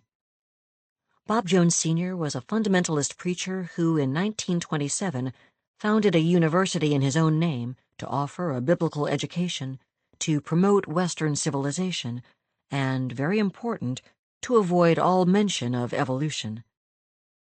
Originally located in Florida, Bob Jones University moved to Cleveland, Tennessee during the Depression, and enrollment grew steadily. After World War II, the student population increased dramatically, and the university made a final move to Greenville, South Carolina, where the founder's son, Bob Jones Jr., took on increasing responsibility. As staunch defenders of Americanism, father and son began to run national conferences that had the word Americanism in their names. These were staged for the benefit of both the students and the general public.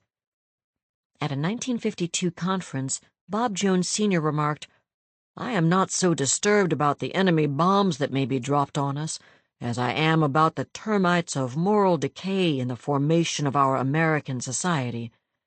The germ of communism can never destroy the body of our democracy except as that body is already sick with degeneracy and immorality.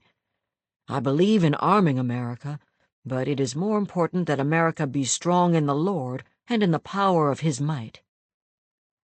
By the 1970s, the main concerns of the Jones patriarchs shifted, as the founder's grandson, Bob Jones III, worried less about immorality and its relationship to communism than he did about interracial relationships.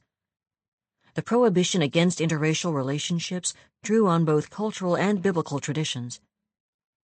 Many evangelicals and fundamentalists still clung to 19th century beliefs regarding Scripture, including admonitions in the Hebrew Bible to Israelites not to mix with other people.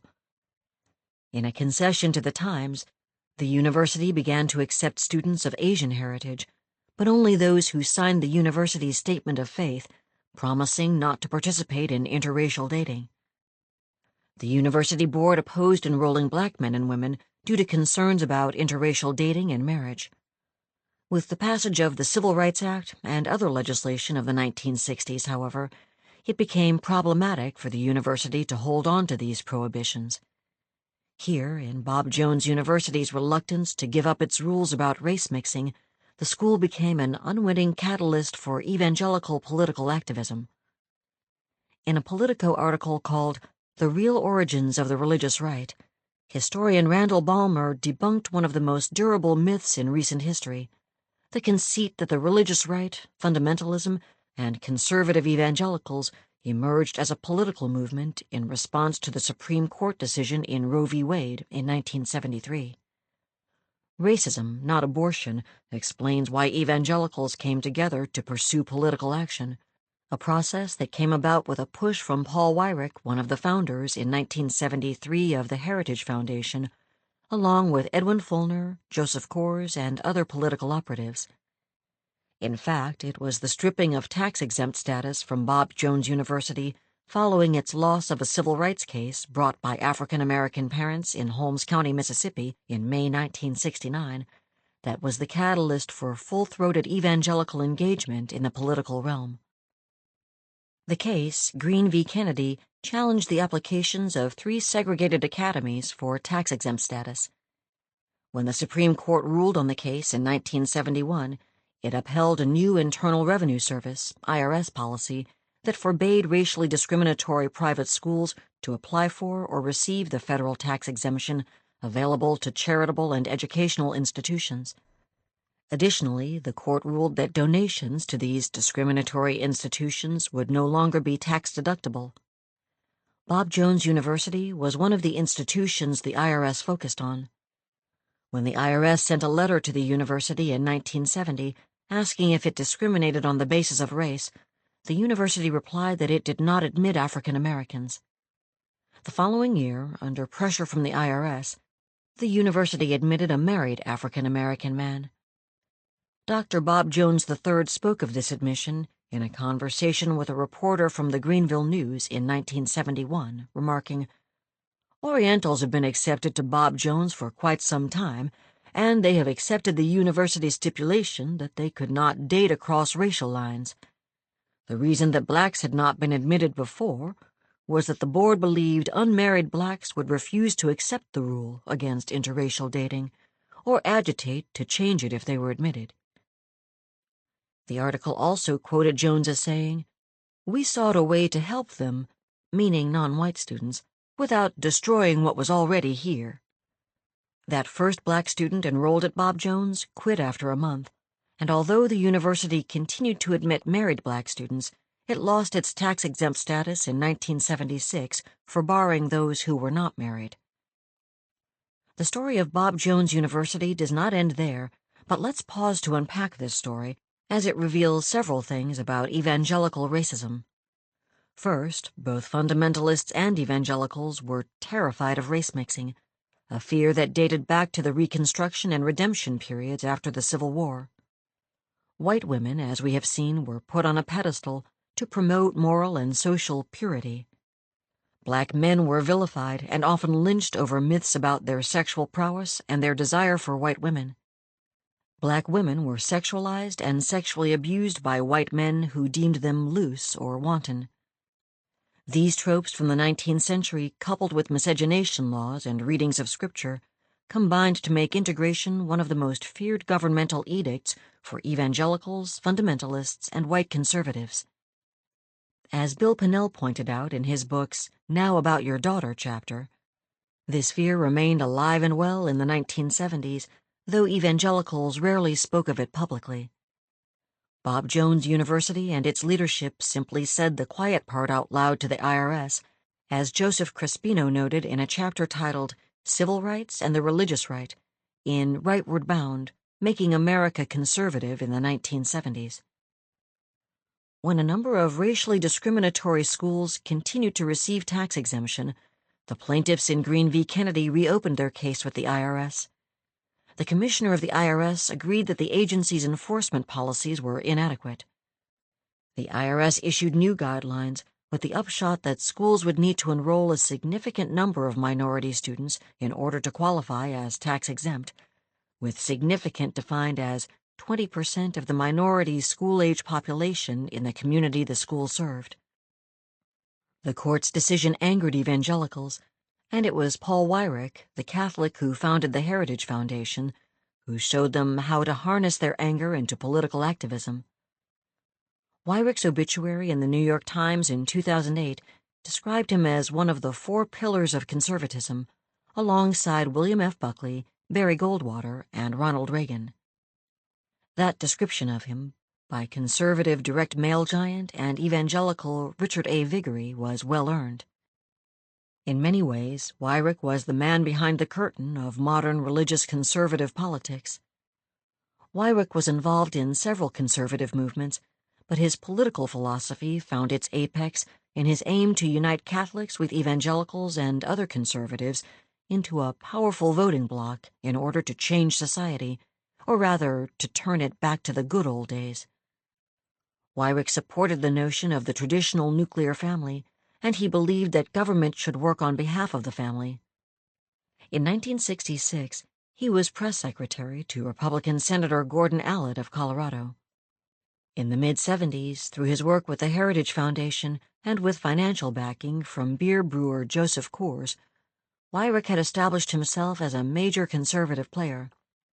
Though no longer employed as a congressional staffer, he was committed to conservative politics, and he actively looked for a cause that might unite evangelicals into a voting bloc.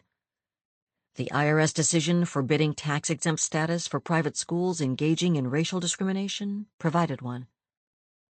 Evangelicals had already been motivated enough to inundate the IRS with more than 120,000 letters protesting the new policy, enough that the IRS backed off its percentage requirement for proving the integration of Christian schools.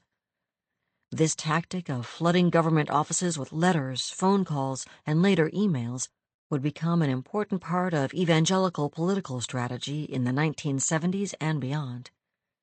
As Daniel K. Williams points out in his book, God's Own Party, The Making of the Christian Right, even Falwell took time away from his anti-gay rights campaign in 1977 to speak out against the 1971 IRS directive.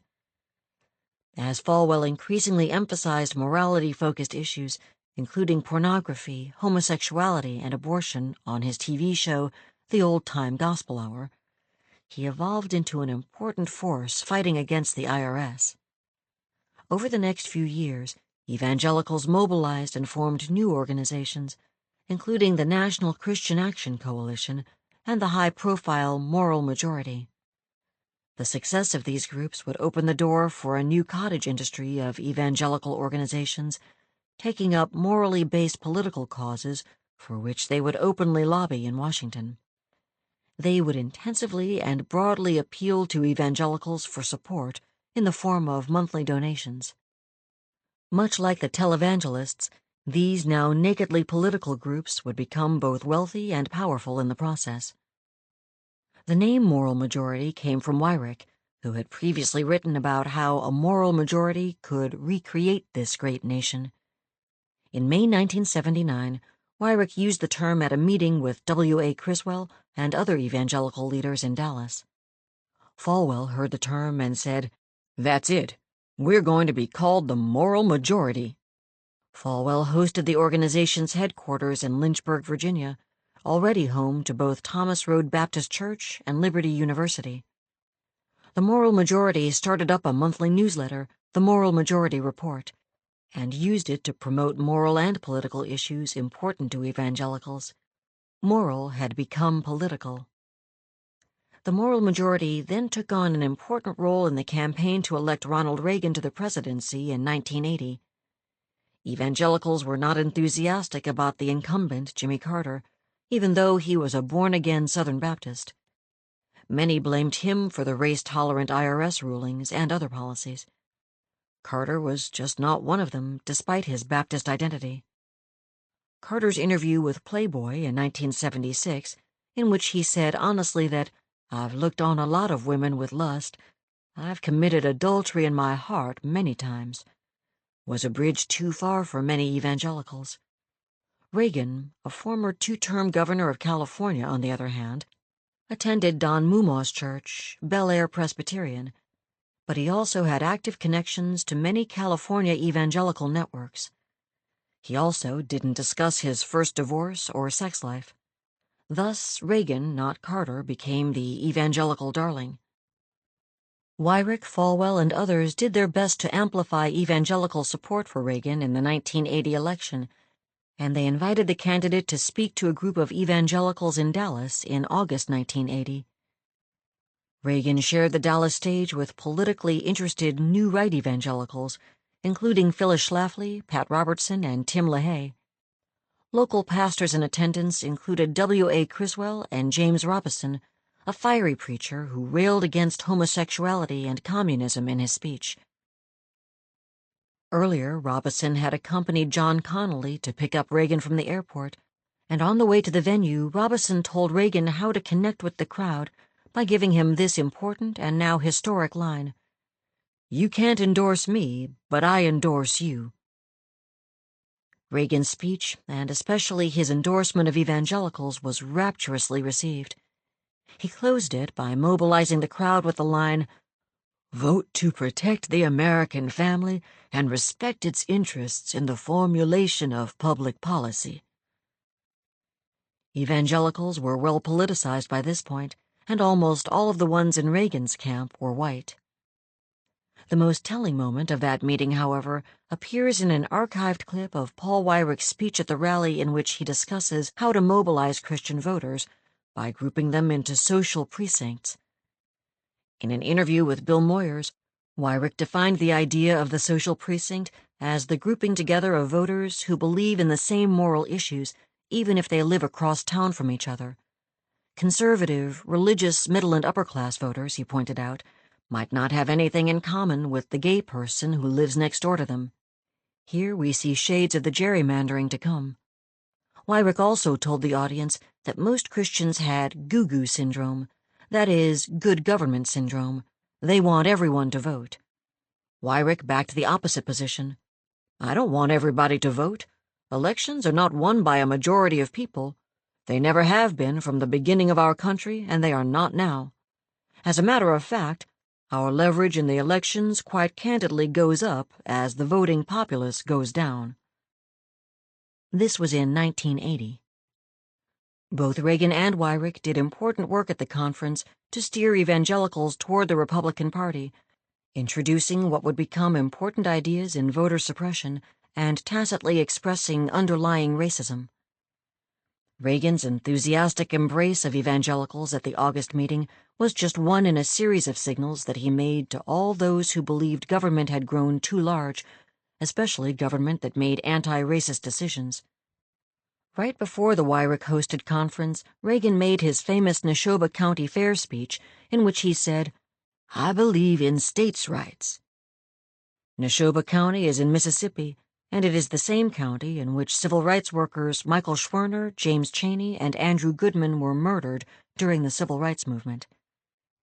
Evangelicals and Southerners alike understood states' rights to mean that individual states, not the federal government, had the right to establish laws, especially laws concerning race.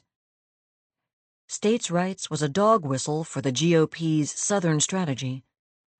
The Southern strategy was most surgically defined and wielded by Lee Atwater, a notorious political operative best known for his work on the 1988 Bush campaign and the infamous Willie Horton ad, one of history's most racist political ads ever. Before that, he worked on the 1980 Reagan campaign and went to the White House with Reagan as political coordinator. Later, he served as chairman of the Republican National Committee.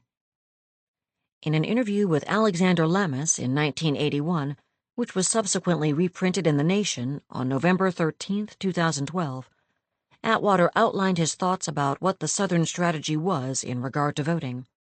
Let's call it his political philosophy. You start out in 1954 by saying nigger, nigger, nigger. By 1968, you can't say nigger. That hurts you, backfires. So you say stuff like, forced busing, states' rights, and all that stuff, and you're getting so abstract. Now you're talking about cutting taxes, and all these things you're talking about are totally economic things, and a byproduct of them is blacks get hurt worse than whites. We want to cut this is much more abstract than even the busing thing, and a hell of a lot more abstract than nigger nigger.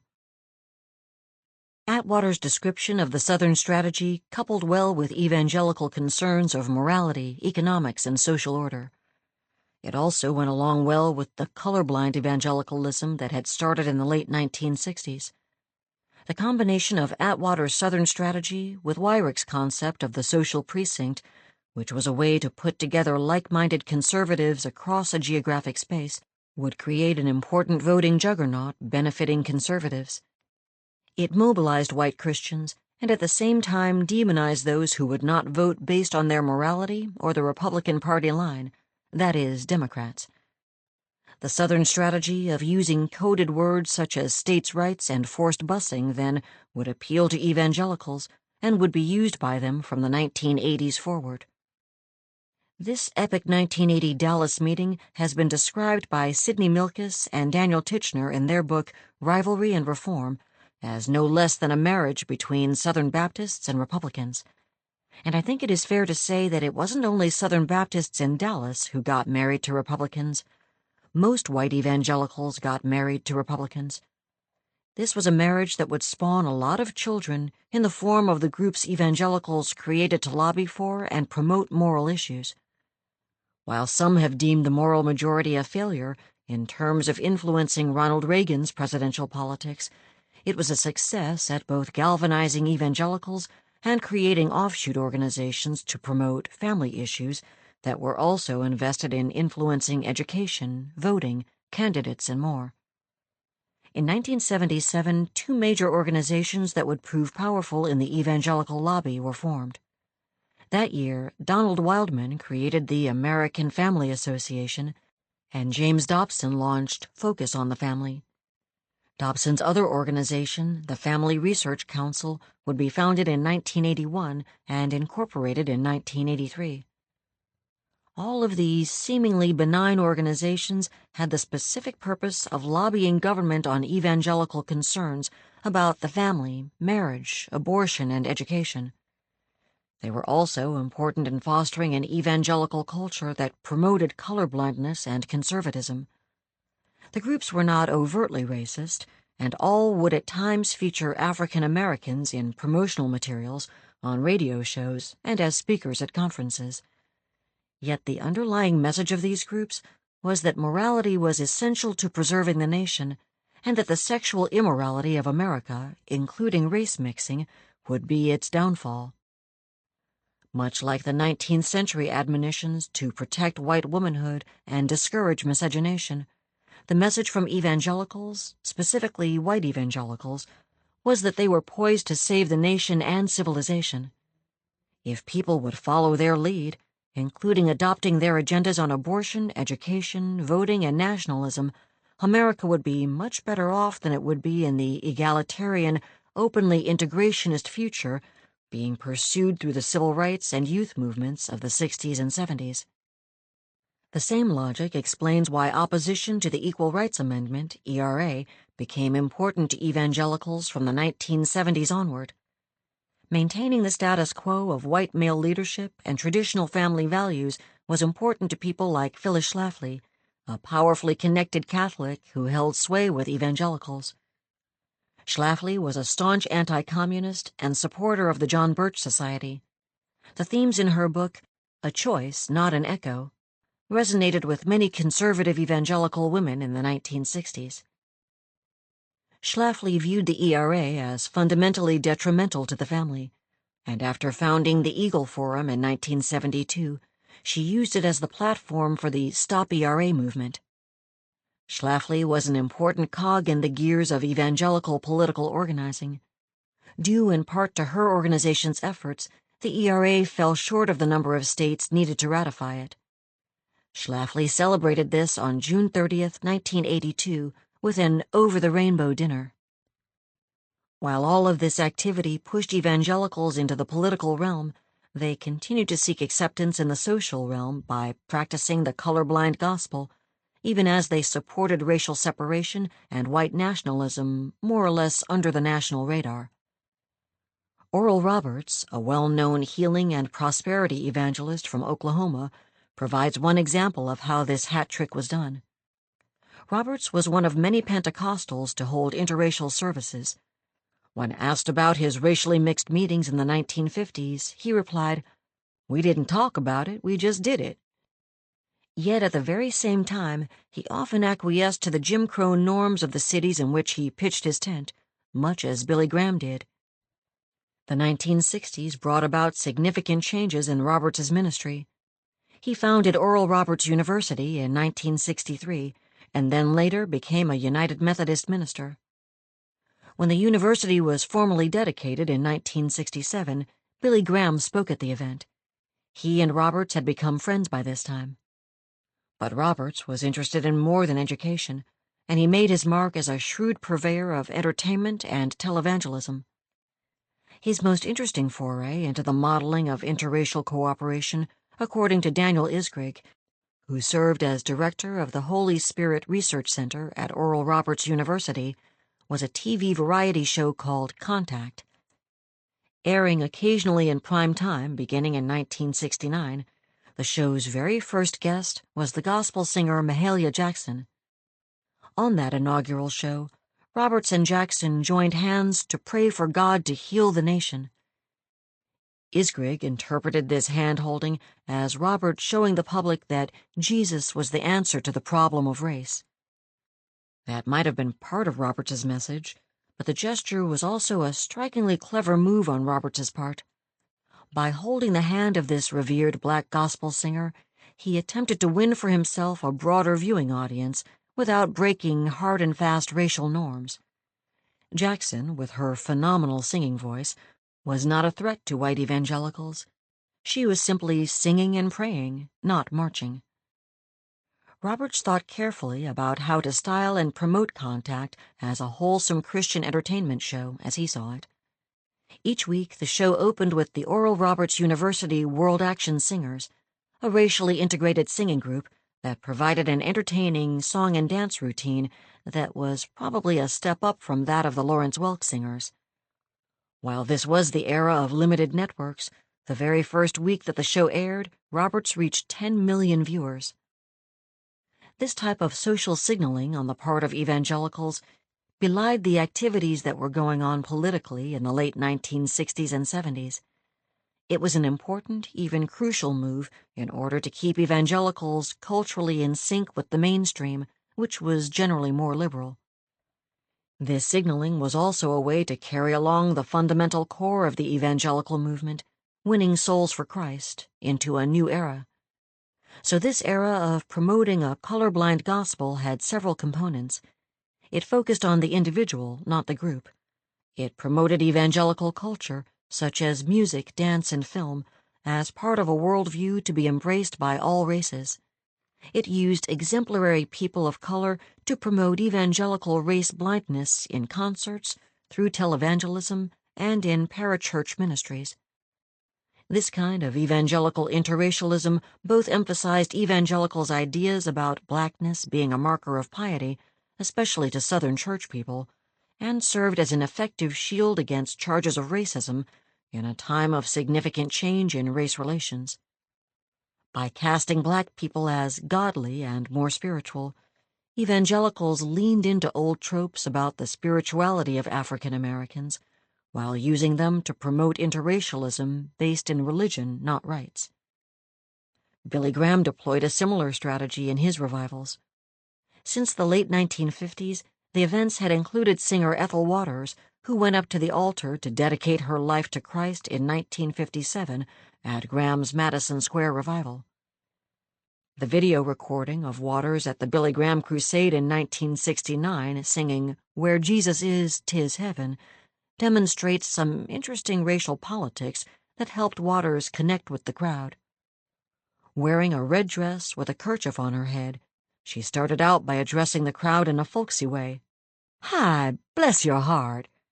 She went on, "You know, babies, that's the way I have to reach you. The Lord has been so good to me this year. Just think, I was back in New York this year thanks to my precious baby Billy. Oh, I just love that boy so."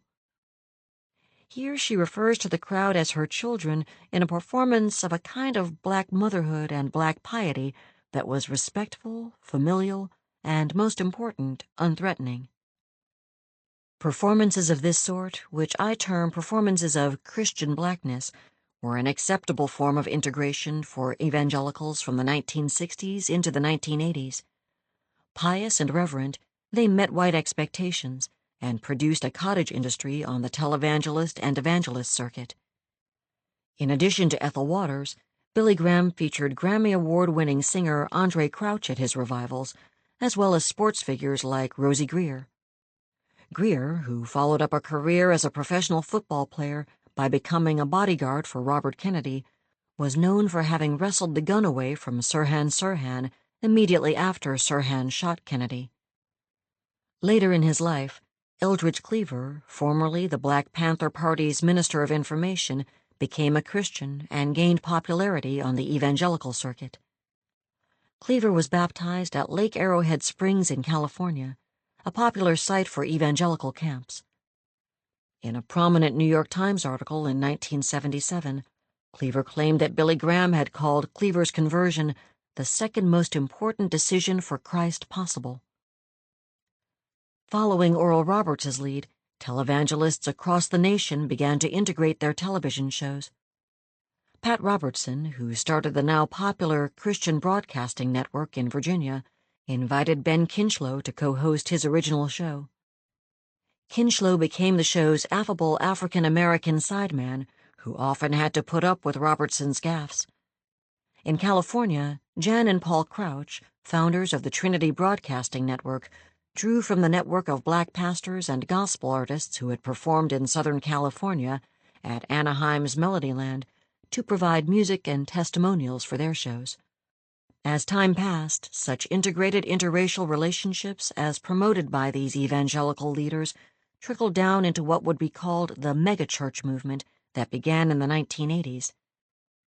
Megachurches are large, predominantly suburban churches that usually have more than 2,000 members and multiple services daily. With the proliferation of evangelical megachurches in the South and Southern California, for example, Saddleback Church in Orange County, California, and John Osteen's church in Houston — John was Joel Osteen's father — some congregations began to integrate slowly alongside evangelical Bible schools and seminaries. These churches burgeoned during the Reagan era, and televangelist ministries rapidly grew. Jim and Tammy Faye Baker, through their PTL Club, Pat Robertson, and many others featured black Christian luminaries on their shows to promote their own products and preaching engagements. Then came the televangelist scandals of the late 1980s. Jim Baker fell to sexual scandal. Jerry Falwell undertook a hostile takeover of Baker's theme park and condo scheme, Heritage USA.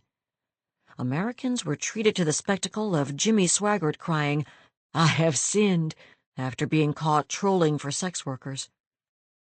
The proliferation and impact of these televangelists waned, and evangelicals were left wanting something new.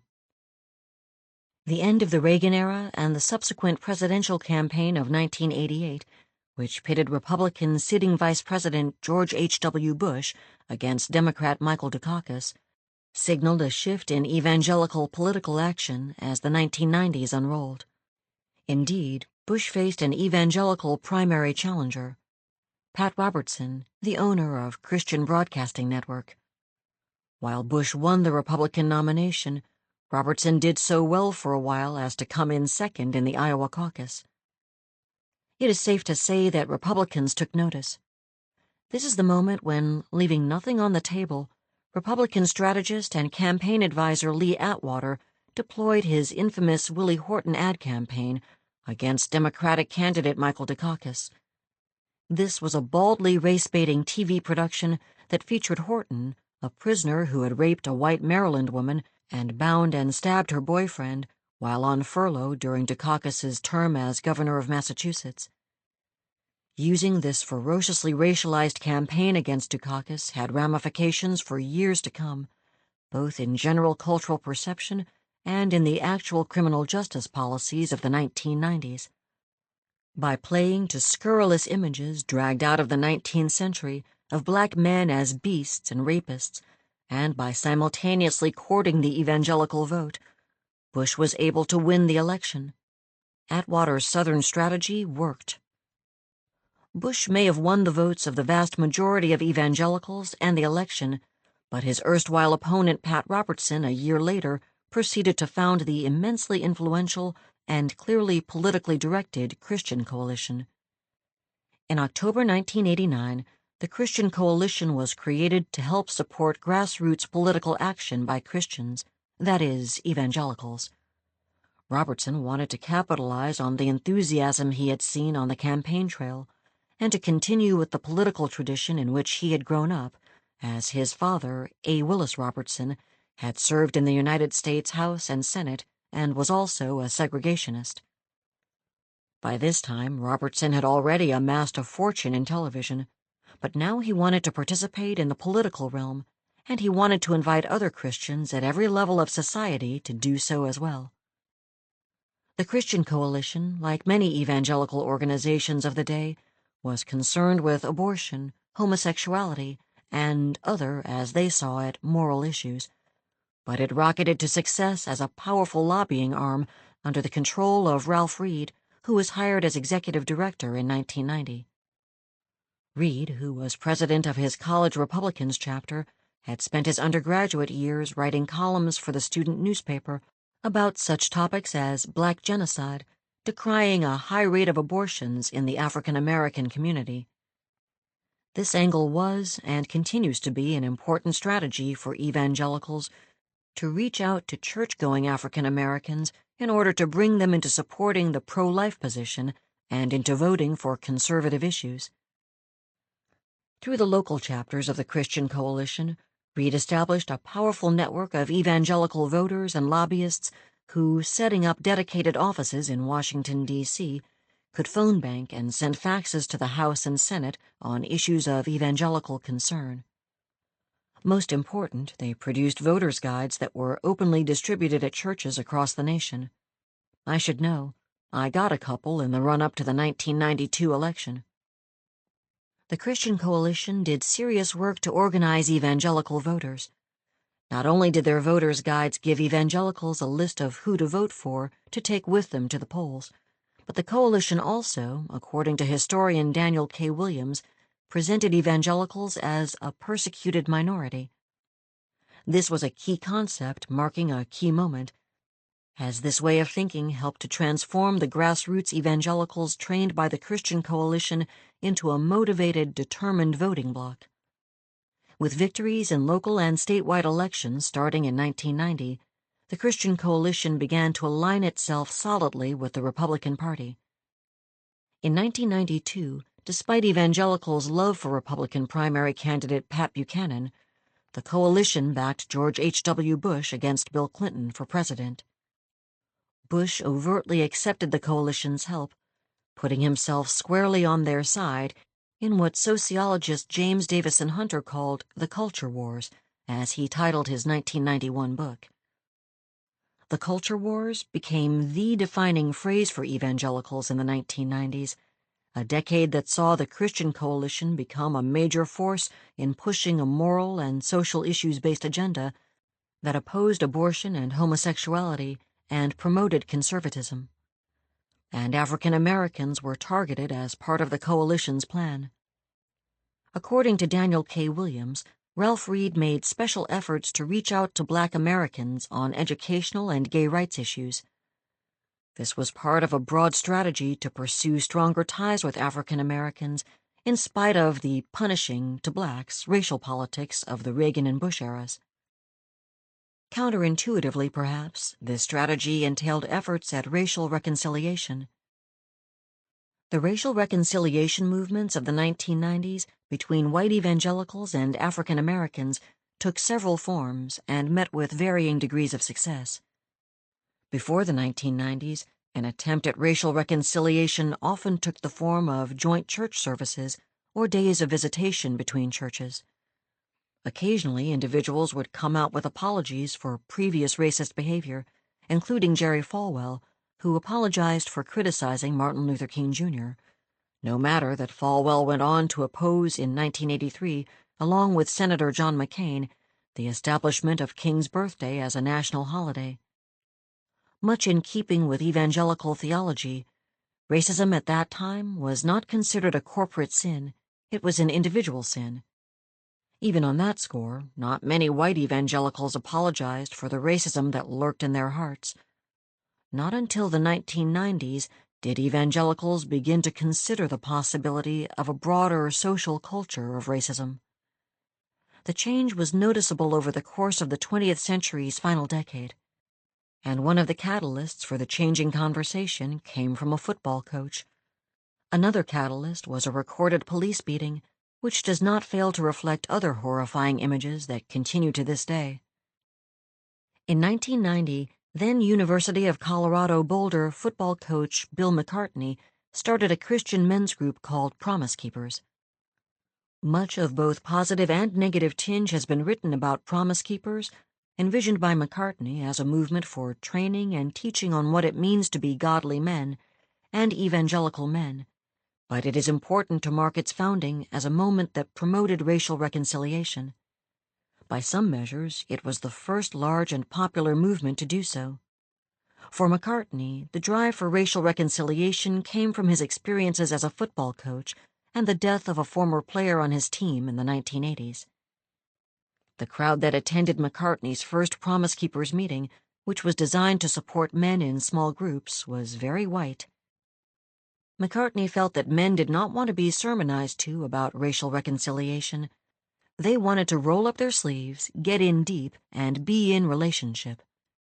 His approach focused not on the corporate and structural issues of racism, but, as evangelicals were likely to see it, on individual relationships. Designed to be non-confrontational on a structural level, Promise Keepers asked that participants deal with their own racial perceptions. One of the promises that the men were required to embrace was a Promise Keeper is committed to reaching beyond any racial and denominational barriers to demonstrate the power of biblical unity. Racial reconciliation efforts are chronicled by Andrea Smith in Unreconciled, From Racial Reconciliation to Racial Justice in Christian Evangelicalism. Looking at reconciliation work from the 1990s to the present, Smith rightfully states that such efforts tended to focus on multicultural representations in congregations and denominations, rather than on structural forms of white supremacy. Much in keeping with Promise Keepers and earlier evangelical understandings of racism as individual and not corporate sin, efforts to combat racism over the years have been about comfort, not about substantive change. This was apparent in the Los Angeles Love LA church efforts after the beating of Rodney King by Los Angeles police in 1991 after a high-speed chase in the San Fernando Valley. The beating might not have become a worldwide phenomenon but for the invention of the video camera and for George Holliday's recording of the event, which he then sent to Los Angeles television station KTLA. The 15-minute-long beating was savage, leaving King with a cracked skull, broken teeth, and brain damage. 4 officers were charged for the beating. In the trial, about 13 months later, all 4 were acquitted. 3 hours later, on April 29, 1992, the city of Los Angeles erupted in flames. The uprising, or riots, depending on whose accounts one reads, was a defining moment for the city. In subsequent federal efforts to understand the LAPD response to the riots, major churches tried to reach across the divide. One of these churches was Church on the Way in Van Nuys, pastored by well-known Pentecostal pastor Jack Hayford. Here is where evangelical racism intersects with my personal story. Once upon a time, I was an evangelical, a Pentecostal to be exact. I was happily ensconced in Church on the Way and was preparing to start at Fuller Seminary in the fall of 1992. That spring, the Rodney King verdict came down and the riots happened. I had a front row seat to one of the ways that evangelicals decided to deal with this traumatic event. Evangelical churches decided to come together under the aegis of Church on the Way's Pastor Hayford to hold what they called a Love LA service to heal the racial and social wounds of the city. Joining Hayford were Lloyd John Ogilvie of Hollywood Presbyterian Church and Kenneth Ulmer of Faithful Central Bible Church, a large African-American church based in southern Los Angeles. It was to be a healing celebration, a chance for racial reconciliation. For me, it was the moment I found out that despite my frenetic activity and full-steam participation in the church, I was invisible. For the service, I was sitting by Hayford's mother, who knew me from several other events. She turned to me at the greeting time and said, "Welcome to Church on the Way." At that moment, I knew that no matter how much I had worked or served or prayed with people, I was simply a black person visiting the Church on the Way. Much like many evangelicals of color, I was just a black person in this white woman's space. I had been welcomed due to the situation, but I couldn't possibly be a member of the church she belonged to. That moment encapsulated for me what evangelical attempts at interracial cooperation accomplished: invisibility. The Love LA event would go on to become a prayer group with more than 1,800 pastors participating for a few years afterward to pray for the city. The program was best summed up by Bryce Little, then pastor of Mission and Community Outreach at Hollywood Presbyterian. Quoted in Christianity Today, he observed, "Some feel prayer is not a program. We feel otherwise." Prayers, it seemed, would permeate most of the other major efforts at racial reconciliation in the 1990s. Pentecostals held their own racial reconciliation meeting in 1994. They called it the Memphis Miracle. At the meeting, black and white Pentecostals decided to dissolve the Pentecostal Fellowship of North America, an all-white Pentecostal organization, and created a new multiracial organization called the Pentecostal and Charismatic Churches of North America. The meeting was notable for a foot-washing service, during which Bishop Charles Blake washed the feet of the Assemblies of God Superintendent Thomas Trask. Trask then reciprocated. In a sense, this ceremony put black people in the position of having to extend a symbol of racial reconciliation before the very perpetrators of anti-blackness. While the meeting led to a structural change and a new organization, the event itself did not appreciably change the denomination's racial structure pattern. The following year, during its 1995 annual convention, which coincided with the denomination's 150th anniversary, the Southern Baptist Convention issued an apology for slaveholding and racism. The Southern Baptist Convention wrote and then ratified a formal resolution condemning the group's role in slavery. I list here the crucial points from this resolution.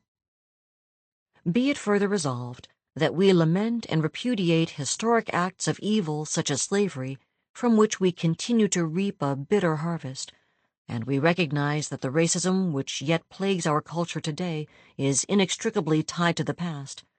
And be it further resolved that we apologize to all African Americans for condoning and or perpetuating individual and systemic racism in our lifetime, and we genuinely repent of racism of which we have been guilty, whether consciously, Psalm chapter 19, verse 13, or unconsciously, Leviticus chapter 4, verse 27.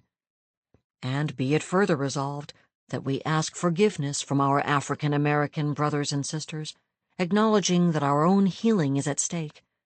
And be it further resolved that we hereby commit ourselves to eradicate racism in all its forms from Southern Baptist life and ministry, and be it further resolved that we commit ourselves to be doers of the word, James chapter 1 verse 22, by pursuing racial reconciliation in all our relationships, especially with our brothers and sisters in Christ, 1 John chapter 2 verse 6, to the end that our light would so shine before others that we may see our good works and glorify our Father in heaven, Matthew chapter 5 verse 16. The resolution was designed as repentance and a plea for forgiveness for the sins of slavery and for the systemic racism in which the Church had engaged. It intended, too, to chart a way forward toward racial reconciliation, and it was an important event for the Southern Baptist Convention. Richard Land, at the time head of the denomination's Christian Life Commission, was quoted in the Atlanta Journal-Constitution as saying that the resolution represented movement toward the goal of a multiracial, multi-ethnic denomination made up of churches that are open to everyone but give people an opportunity to express their own worship traditions. Let us take a closer look at the resolution and Land's statement in light of the history of evangelicalism and racism. First, while it is commendable that the convention statement acknowledges the role of slavery in how the Southern Baptist Convention was founded in the 19th century, it does not consider the theologies that were constructed around slaveholding or the perpetuation of those beliefs in the denomination. It does a great job at apologizing, but it does not address restitution for the structural racism within the denomination. Perhaps the most telling quality of the resolution and of Southern Baptist understandings of race and ethnicity is Land's notion of moving toward a multiracial, multi-ethnic denomination open to everyone, along with an opportunity for them to express their own worship traditions.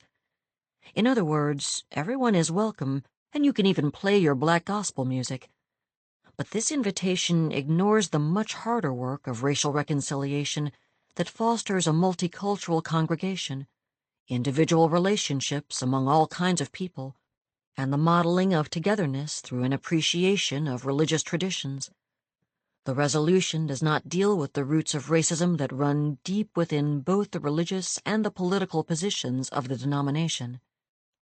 Whether this approach, still common today, will be sustained by white evangelicals many decades after the beating of Rodney King, and more recently after the murder of George Floyd by the knee of a Minneapolis police officer, remains to be seen. A reckoning is on the near horizon. We've seen how, from the 60s through the 90s, evangelicals had to confront issues of racism in an acute way. Criticisms confronted them within their ranks from fellow African American worshipers. Criticisms also hit them from African Americans outside of white evangelical denominational and social constructs. But my point is that even while white evangelicals may have begun to change their social attitudes and habits in order to accommodate African Americans in churches and schools, in the political realm, white evangelicals supported candidates and positions that were unremittingly conservative and designed to keep African Americans and other ethnic groups out of positions of power. During this era, evangelicals consolidated power both by aligning themselves with the Republican Party and by taking on a moral mantle that showed off their strong stances against abortion and homosexuality. Indeed, these were the two issues that would allow them to build their power through organizing and fundraising, and that would more and more allow them to align themselves with electoral and presidential power. These issues would definitely increase their visibility in the media, while proving to sustain a formidable fundraising machine that would provide means for white leaders, almost always male, with the exception of Phyllis Schlafly. Through these means, they would build organizations like Focus on the Family and the Eagle Forum to energetically promote evangelical concerns and values from a perspective of white hegemony. While evangelical overtures toward racial reconciliation were numerous, the results were short-lived and cosmetic at best. The new millennium, however, would challenge evangelicals and fundamentally change their orientation to both themselves and the public in striking and dangerous ways. Chapter 4. How Firm a Foundation. A 21st Century Precipice Appears. As we have seen in this trip through American history, racism consistently figured in the very structures of American evangelical life. Over the course of the 20th century, racism persisted as poisonously as ever, though evangelical leaders learned how to deploy it covertly when they wanted to. Evangelical visions of political power would become a reality in the 21st century, but came at the expense of the shield of morality that cloaked their ambitions. This vision and the activism that accompanied it have come at great expense to evangelicals. By 2000, evangelicals allowed, seemingly without ambivalence, their traditional religiosity and moralism to become yoked to national electoral politics, and the structural racism in evangelicalism clearly and visibly exploded. The very first year of the new century saw George W. Bush run against John McCain to secure the Republican nomination for President of the United States. When Bush began to lag in the polls in South Carolina, a stronghold of white evangelical voters, flyers and push polls began appearing at that state, blatantly accusing or implicitly suggesting that McCain's adopted daughter from Bangladesh was really a black child he fathered out of wedlock. Just 1 year later, the horrible events of 9/11 saw the intense racialization of Islam and concomitant Islamophobia burst open. While these developments were in no way limited to evangelicals, Franklin Graham, eldest son of the very 20th century Billy Graham, famously called Islam a very evil and wicked religion. And still in the early years of the new century, racism became an undeniable aspect of American evangelicalism and evangelicals' public persona, given their racially charged opposition to candidate and then President Barack Obama, their seduction by Donald Trump's birtherism, and their full-on embrace of President Trump. Up to this time, evangelicals had cloaked themselves in morality, respectability, and power. Their politics seemed to the average onlooker, and perhaps to most of themselves, to be rooted in biblical admonitions and piety. The racism that underlay their religious movement could be waved away through belief, theology, and denial. Not so since the year 2000. Evangelical grievances, anger, and disappointment in the wake of 9/11, as well as the election of America's first black president, pushed believers into an open, belligerent racism that culminated in their wholesale embrace of the man they would call King Cyrus, Donald Trump. The journey to Trump is a story of how whiteness and racism combined to make evangelicals a potent voting bloc, awash in racism and racial animus. To understand it, we must first understand the origins of evangelical support for a truly evangelical president, George W. Bush, whose presidential campaign and 8 years in the White House set the stage for what would follow. The Iowa Republican presidential debate in December 1999 included candidates George W. Bush, Alan Keyes, Orrin Hatch, John McCain, Gary Bauer, and Steve Forbes. Iowa has always been an important battleground for candidates, as it holds the first caucus. But since the 1980s, Iowa was an important center for evangelicals involved in politics. The debate, sponsored by MSNBC, attracted the usual kinds of questions for the candidates, but one question stood out. What political philosopher or thinker do you most identify with, and why? The question was thrown to Texas Governor George W. Bush, who, without one beat of hesitation, said, "Christ, because he changed my heart." This was the 2000 election campaign's Christ moment, proclaimed the Washington Post's December 16, 1999 edition. Bush's response thrilled evangelicals, but it made others suspicious. When asked by an Iowa reporter to clarify his answer, Bush backed off from his statement, saying he hadn't quite understood the question. Nevertheless, evangelicals began to turn toward him with interest. Bush would become the favorite candidate of evangelicals, but his presidential story represented the evangelical world with regard to race. According to Daniel K. Williams, the Bush campaign balanced an inclusive language of compassion against the more polarizing aspects of the religious right. This was no accident, as Bush understood how to appeal to evangelicals, not from a distance, but up close and personal. He had worked extensively with evangelicals during his father's failed re-election campaign in 1992, and he had plenty of connections in their world. In fact, the younger Bush improved upon his father's relationship with evangelicals while using the same type of tactical racism that his father had used in the 1988 Willie Horton campaign, just with a lighter touch. When Bush arrived in South Carolina to campaign on February 2, 2000, things looked bad for him. He'd lost much of his 50-point lead on Senator John McCain, who defeated him by 19 points in the New Hampshire primary. One respected unnamed religious right leader explained what happened next to a Vanity Fair reporter, who published an article titled "The Trashing of John McCain" after the election. "I always knew that if Bush got in trouble, he'd push the doomsday button." The doomsday button involved two separate steps. The first was a campaign stop at Bob Jones University, a signal to South Carolina evangelicals that Bush believed like one of them. Bob Jones University was an integral part of Greenville, despite not having regained its tax-exempt status. Bush's appearance met with a warm welcome of over 6,000 enthusiastic people. The inevitable backlash to his visit to the university was plastered all over the mainstream media. Appearing on Meet the Press the following week, Bush renounced the university's position on interracial dating, but it was, as they say, easier to ask forgiveness than to ask permission.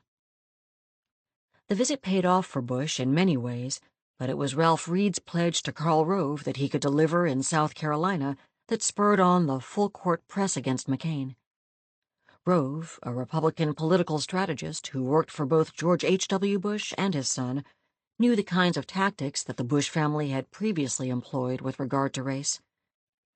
South Carolina, a stronghold of Reed's Christian coalition, was ripe for a racialized smear campaign geared toward evangelicals. Richard Gooding wrote in Vanity Fair that it was an underground campaign modeled on Reed's dramatic statement about his Christian coalition work. "I paint my face and travel at night. You don't know it's over until you're in a body bag. You don't know until election night." The campaign came at John McCain through a professor at Bob Jones University, Richard Hand, who sent out an unsolicited email that supposedly summarized McCain's life story, accusing him of partying, drinking, womanizing, and siring a child out of wedlock. Hand wrote at the top of the email, "Please feel free to copy and/or send it to others." In a CNN interview, Hand was asked if it was okay to spread rumors about McCain having children out of wedlock. Hand replied, "I didn't spread. I responded to people that want to know why do you feel the way you do about the man's character." The email traveled far, and flyers started to appear in mailboxes and on windshields, talking about McCain's illegitimate black child. In fact, the child in question was neither illegitimate nor black. She was McCain's daughter Bridget, whom his wife Cindy had adopted after visiting a relief mission in Bangladesh. Nonetheless, rumors multiplied that Cindy McCain was a drug addict, that John McCain had contracted a venereal disease.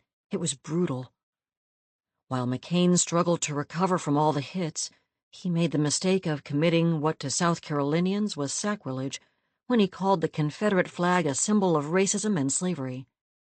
That helped the NAACP, which launched an economic boycott of the state around the same time, but it created more trouble for McCain's campaign.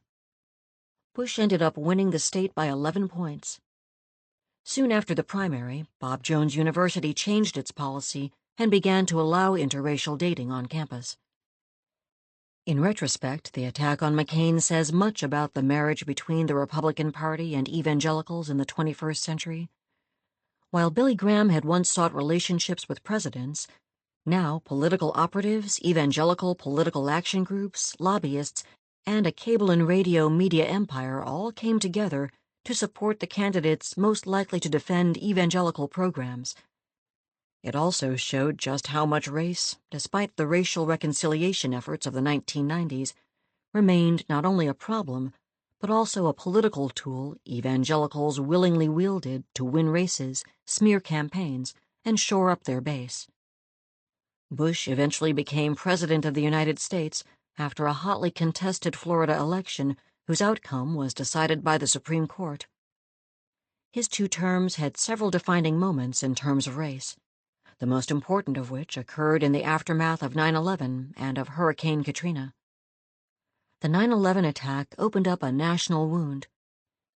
Evangelical wrestling with Islam dates back to the 19th century, but it was only at the end of the 20th and the beginning of the 21st century that it took on the character of a sustained phobia. Evangelical missionaries were always interested in converting Muslims to Christianity. In 1990, mission strategist Lewis Bush coined the term 1040 window to refer to the countries between 10 degrees north and 40 degrees north latitude, where a majority of the world's Muslims, Hindus, and Buddhists live, and the region became an urgent missions imperative for some evangelical organizations. After 9/11, the 1040 window became one of the talking points of Islamophobic religious leaders. Evangelical leaders began to promote their subcultural identity, especially in light of the frequent post-9/11 reminders in the media from the president and others that Islam is a religion of peace. The language of spiritual warfare had entered the parlance of evangelicals, especially those from the Pentecostal and charismatic traditions. It was beginning to push the traditional boundaries of evangelical churches toward a more Pentecostal style of worship, where policy and people believed to be satanically influenced or of the devil were denounced. In the days immediately after the 9/11 attack, two prominent evangelicals provided a tried-and-true explanation for the tragedy. Americans had become too morally liberal and had fallen away from God. Appearing on the 700 Club to talk with Pat Robertson, Jerry Falwell started in on the reasons why he believed the attack had happened. Throwing God out successfully with the help of the federal court system, throwing God out of the public square, out of the schools, the abortionists have got to bear some burden for this, because God will not be mocked. And when we destroy 40 million little innocent babies, we make God mad. Falwell railed against the pagans and the abortionists and the feminists and the gays and the lesbians who are actively trying to make that an alternative lifestyle, the ACLU, People for the American Way, all of whom had tried to secularize America. He concluded, "I point the finger in their face and say, 'You helped this happen.'" Robertson responded, "Well, I totally concur." Falwell's invocation of the failure of the nation to follow evangelical morality might have played well to his constituency, but the raw wound of 9/11 provoked a massive public outcry against the two men. Falwell was forced to walk back his remarks, but the damage was already done. The statements, while ludicrous, fit right into the evangelical worldview of sin, suffering, and apocalyptic ends. President Bush, the most evangelical president to date, did not buy into this line of thinking. "The president believes that terrorists are responsible for these acts," said a White House spokesman. "He does not share those views and believes that those remarks are inappropriate." Yet, despite Falwell's horrible statement, he was at the National Cathedral at the president's invitation for the service of remembrance of the 9/11 victims.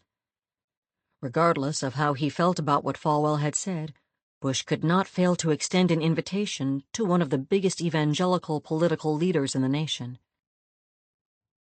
"I call Falwell's method of using a great tragedy as a way to signal the loss of morality of the nation or of individuals evangelical hostage-taking. By making these kinds of statements to ascribe blame to groups they deem sinful or lacking morality, evangelicals draw their followers closer to them while at the same time broadcasting their issues loud and clear. Although they may later apologize, their messages have already been broadcast and drawn attention from the press, giving evangelical concerns the maximum amount of media coverage. Evangelical hostage-taking has racial overtones as well. It upholds white Christian morality as the gold standard for living, while blaming anything antithetical to evangelical beliefs about sex, morality, and capitalism for the existence of suffering, death, and pain. In the case of Falwell's and Robertson's statements, not only were liberal policies to blame, but Islam and Muslims as well.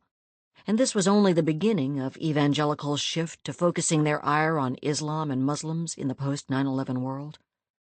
Bush fueled this ire with his use of the word crusade to describe the upcoming war on terror to the American public post 9/11.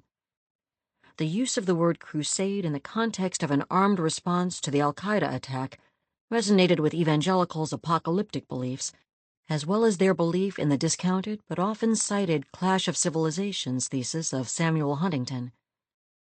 Huntington argued that in the post-Cold War era, religious and cultural conflicts would be the primary sources of tension in the world. Bush's use of the language of crusade and his juxtaposition of a good America against an evil Iraq and Al-Qaeda set up binaries that resonated with evangelicals, encouraging them not only to speak of Islam disparagingly, but also to deepen their faith's embrace of nationalism and American exceptionalism. No surprise, then, that evangelicals began to refer to Islam in disparaging ways. At the Southern Baptist Convention in 2002, Reverend Jerry Vines, former president of the Southern Baptist Convention, said of the Prophet Muhammad that he was a demon-possessed pedophile whose 12th and final wife was a 9-year-old girl. Vines also declared that Muslims worshipped a different God than Christians. President Bush, who spoke to the convention the day after Vines, made no reference to Vines's speech at all. Both Muslims and Christians condemned Vines's remarks, but his was only one in a rapid succession of disparaging speeches and sermons about Islam in the months following the 9/11 attacks. While continuing to pit themselves against moral issues like same-sex marriage and abortion, evangelicals built an even greater disdain for Islam after 9/11. For some, this disdain became a reason to harass and murder. Franklin Graham called Islam a very wicked and evil religion after an interview on NBC's Nightly News in November 2001. Whole new cottage industries arose, including publishing anti-Islam books and stories of Muslim conversion to Christianity. While much of the racialization of Islam would occur later, following the election of Barack Obama to the presidency in 2008, the seeds of that racialization began after 9/11 with attacks on people who looked Muslim. The murder of Balbir Singh Sodhi by Frank Roque in Arizona days after 9/11 provides one example. Roque was upset in the wake of the 9/11 attacks and said to an Applebee's waiter, "I'm going to go out and shoot some towel heads." 4 days later, he shot Sodhi 5 times in the back as Sodhi planted flowers at his gas station. Roque went on to shoot at a Lebanese man at another gas station, then to shoot up his previous home, which had been sold to an Arab family. When arrested, he shouted, "I am a patriot. I stand for America." Sodhi was not a Muslim, he was a Sikh. In the days following 9/11 and continuing even today, Sikh people, Arabic speakers, and other persons who appear to be Muslim are targeted by zealots eager to confront what they believe are radical terrorists living in their midst. This racialization through phenotype and dress became a regular part of the denigration of Muslims by evangelical leaders, writers, and clergy in the wake of the 9/11 attack. Coupled with Bush's adoption of crusader language and good versus evil binaries, it made for a potent racial religious stew of hatred and nationalism. Evangelicals included Islam in the evil empire, as Bush termed it, and would only ramp up those beliefs as time went on. And while evangelicals had focused in on a new enemy in their minds, the tactics they used would also be appropriated to attack the citizens of their own country in one of the worst U.S. disasters of the early 21st century, Hurricane Katrina. For African Americans, the word Katrina can immediately bring to mind the sight of people standing on their roofs in the 9th Ward of New Orleans or crowding into the Superdome to escape the rising floodwaters after Hurricane Katrina made landfall and the Greater New Orleans levees failed in August 2005. Katrina was a devastating catastrophe for New Orleans, leading to at least 1,500 fatalities in Louisiana alone. But in the first few hours and days after the calamity, it afforded an opportunity for evangelicals to deride and declare the sins of the Big Easy. Pat Robertson mused, "We now killed over 40 million unborn babies in America, but now we have found we are somehow unable to defend ourselves against some of the attacks that are coming against us, either by terrorists or natural disaster. Could they be connected in some way? Dwight McKissick, pastor of Cornerstone Baptist Church in Arlington, Texas, remarked, "New Orleans flaunts its sin in a way that no other places do. They have a Southern Decadence parade every year, and they call it Gay Pride. They openly practice voodoo and devil worship. You can't shake your fist in God's face 364 days a year and then ask, where was God when Katrina struck?" Of course, Franklin Graham also chimed in. "There's been satanic worship in New Orleans. There's been sexual perversion. God is going to use that storm to bring a revival. God has a plan. God has a purpose." Is it strange that no one blamed the catastrophe on the fact that New Orleans had been a major port for the original American sin, the transatlantic slave trade? But I digress. Evangelical responses to Katrina were mixed, but these pronouncements and many others bracketed President Bush's horrible response to the natural disaster, which was slow, poorly coordinated, and racially insensitive. Between the evangelical denouncements, Bush's heartless flyover of New Orleans in Air Force One to view the devastation, and his disastrous photo op in front of St. Louis Cathedral lit up like Disneyland's castle, the unfeeling intransigence and racism of evangelicals was a cruel abomination. It took rapper Kanye West during a telethon to raise money for Katrina survivors to articulate what many black people felt.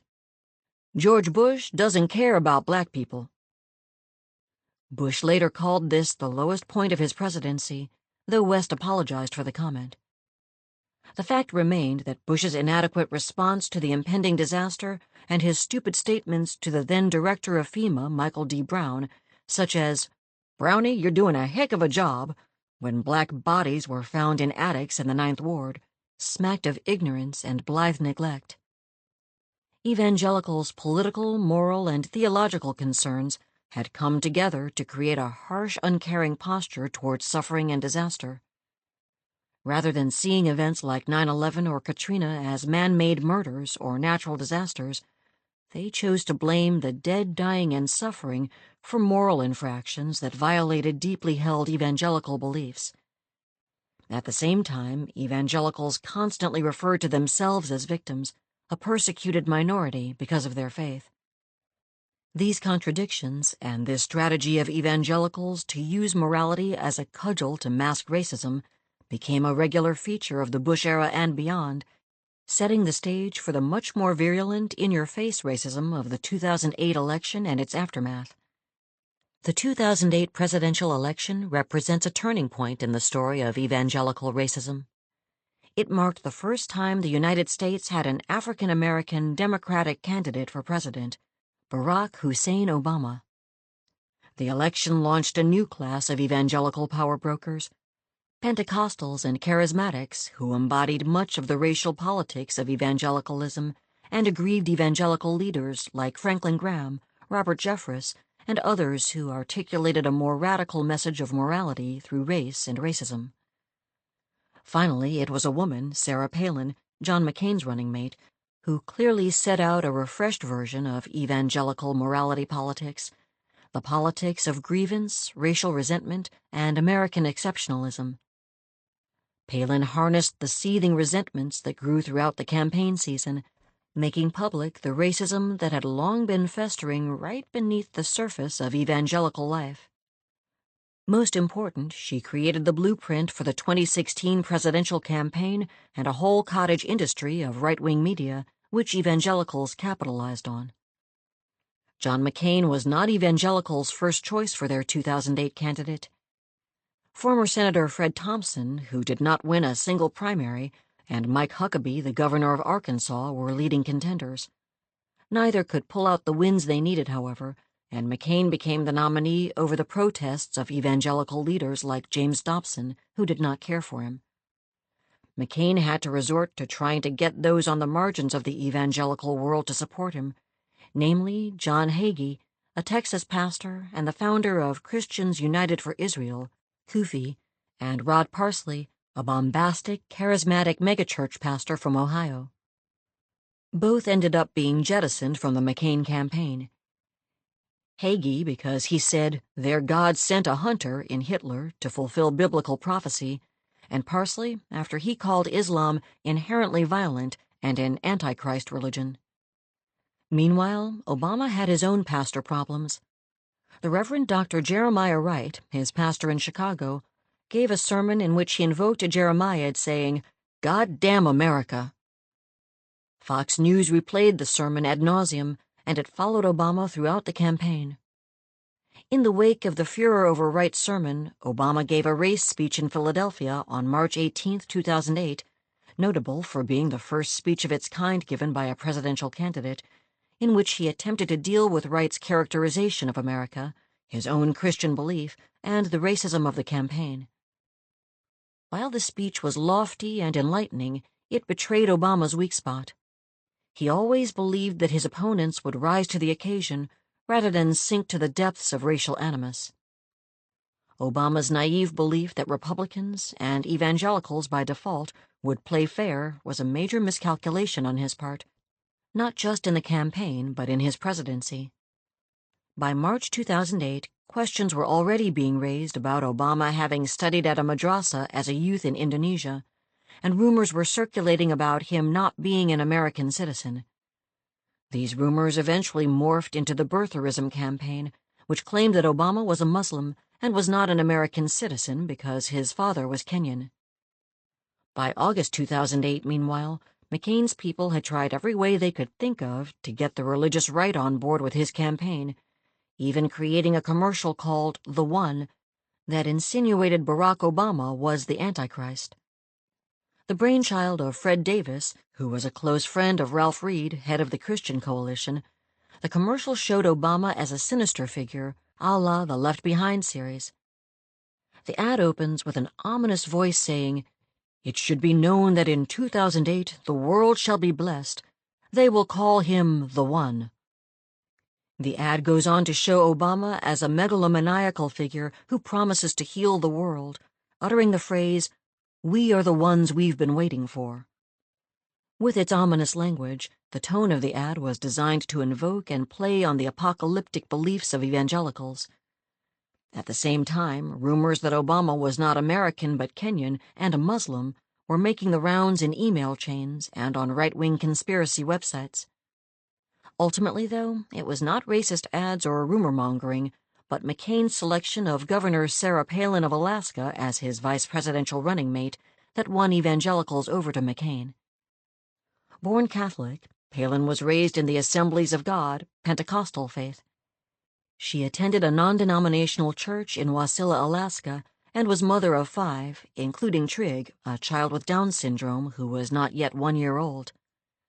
Pretty, charismatic, and a gun-toting Christian, Palin seemed like just the person to spice up the campaign and please evangelicals. The news that McCain had chosen her as his running mate was met with tremendous enthusiasm in the evangelical community. James Dobson from Focus on the Family expressed it clearly. "A lot of people were praying, and I believe Sarah Palin is God's answer. Senator McCain has chosen a solid conservative who has a reputation for espousing common sense. Governor Palin's commitment to the sanctity of life is not just a political position. She was advised to abort her 5th and youngest child when it was learned he had Down syndrome. She refused. That's bravery and integrity in action." Phyllis Schlafly told WorldNet Daily, a conservative Christian magazine, that McCain's choice of Palin was the best he could possibly have made. Palin had reinvigorated the entire Republican Party, Schlafly said. And it's across the board. It's not just pro-lifers. She's a breath of fresh air. She's right on every issue. The foot soldiers of the right recognized Palin as one of their own. Emails poured into the governor's office in Alaska with congratulations and promises to pray for her. The elation, however, soon changed to surprise. Before Palin could even give a speech at the Republican National Convention, evangelicals were taken aback by the news of Palin's daughter Bristol's out-of-wedlock pregnancy. Excuses were conveniently made, and the news was shared that Bristol and her boyfriend Levi Johnston were getting married anyway. The trope of evangelical morality remained intact. What made Palin so effective for the McCain campaign, despite her many gaffes in the first month on the trail, was that she had a gut instinct about what evangelicals believed in and wanted to hear. While the media said she made word salads, she connected with audiences with her plain-spoken, flirtatious persona and her pithy jabs. With her attractiveness, beauty even for many, femininity, and strong words against Obama, she hearkened back to 19th century tropes about the frontier woman who was able to shoot, take care of her family, and fight off her enemies. And in this case, the enemy was the Obama campaign. After debating Joe Biden in early October 2008, Palin went rogue on McCain staffers, advisors, and even on McCain himself, going over their heads to speak directly to Republican supporters with a screed about Obama. Putting racial attitudes front and center, she turned a headline from the New York Times about Bill Ayers, once a leader of the radical anti-Vietnam War group Weather Underground, meeting with Barack Obama, into a theme that would haunt the campaign and set the stage for her future. Describing Obama, she stated, "This is not a man who sees America as you and I see it. We see an America of exceptionalism. Our opponent is someone who sees America, it seems, as being so imperfect enough that he's palling around with terrorists who would target their own country." The response was electric. Palin had skillfully tacked away from criticisms of her performance toward incendiary statements about Obama. Her reference to Obama not seeing America as you and I do tapped into a deep well of nationalistic racial pride. Palin's speech became a defining one for her populist messaging on the campaign trail, and it resonated with the racial animus of some of the people who thronged to see her. With her speech at the Republican National Convention, in which she quoted deceased journalist Westbrook Pegler on small towns, Palin began to make a populist racialized turn, one that brought out the pitchforks. She neatly folded all of the rumors about Obama into a nice package in which he was the Manchurian candidate, a crypto-Muslim who had studied at a radical madrasa in Indonesia and who wasn't born in America. Palin's stump speeches became racist nationalist rallies. Supporters yelled out words like terrorist, treason, and kill him, as she repeatedly used the "Obama's palin' around with terrorists" line. The media did not know what to do with this new turn of events. Some were dumbfounded. Others criticized the campaign heavily for this new tactic. Reporters for Al Jazeera, attending a McCain-Palin rally in St. Clairsville, Ohio, were dumbfounded by Palin's responses to questions about Obama, such as, "I'm afraid if he wins, the blacks will take over. He's not a Christian. This is a Christian nation. What is our country going to end up like?" Or, "When you got a Negro running for president, you need a first stringer. He's definitely a second stringer." The Secret Service even began to investigate the rallies, fearful of the violence that Palin was provoking on the trail. McCain contributed to the poisonous environment by asking, "Who is the real Barack Obama?" and feigning dismay when John Lewis compared the rallies to the worst of Bull Connor in the civil rights movement. Palin pushed the socialist, communist, and terrorist misconceptions about Obama by cultivating dog whistles, including the terms small towns, real America, and pro-America, into a powerful, pungent mix of Christian populist and patriotic racism that delineated who was one of us, that is, a God-fearing Christian, white and pro-America. While the mainstream media thought her inept, Palin was shrewd in her calls to American exceptionalism and nationalism. By evoking nostalgia for the good old days of small towns and apple pie, Palin tugged at the heartstrings of older white evangelicals who did not want to see a black man in the White House. Moreover, she did this when the McCain campaign had fallen behind in the polls after the September 2008 financial crash, cause for alarm among evangelical leadership. Charisma magazine publisher Stephen Strang claimed, "Life as we know it will end if Obama is elected." Donald Wildman of the American Family Association sent out a fundraising letter that warned, "This country that we love, founded on Judeo-Christian values, will cease to exist and will be replaced by a secular state hostile to Christianity. This city set on a hill which our forefathers founded will go dark." No kidding. The darkness of Obama's skin was what they believed would cause the country to go dark. Dobson's focus on the family even sent out a 12-page letter from 2012 in Obama's America, which outlined what would happen if Obama were to become president. The beginning of the letter was a tour de farce of evangelical schmaltz. "I can hardly sing the Star-Spangled Banner anymore. When I hear the words, 'Oh, say, does that Star-Spangled Banner yet wave o'er the land of the free and the home of the brave?' I get tears in my eyes and a lump in my throat." Now, in October of 2012, after seeing what has happened in the last 4 years, I don't think I can still answer yes to that question. We are not the land of the free and the home of the brave. Many of our freedoms have been taken away by a liberal Supreme Court and a Democratic majority in both the House and the Senate, and hardly any brave citizen dares to resist the new government policies anymore.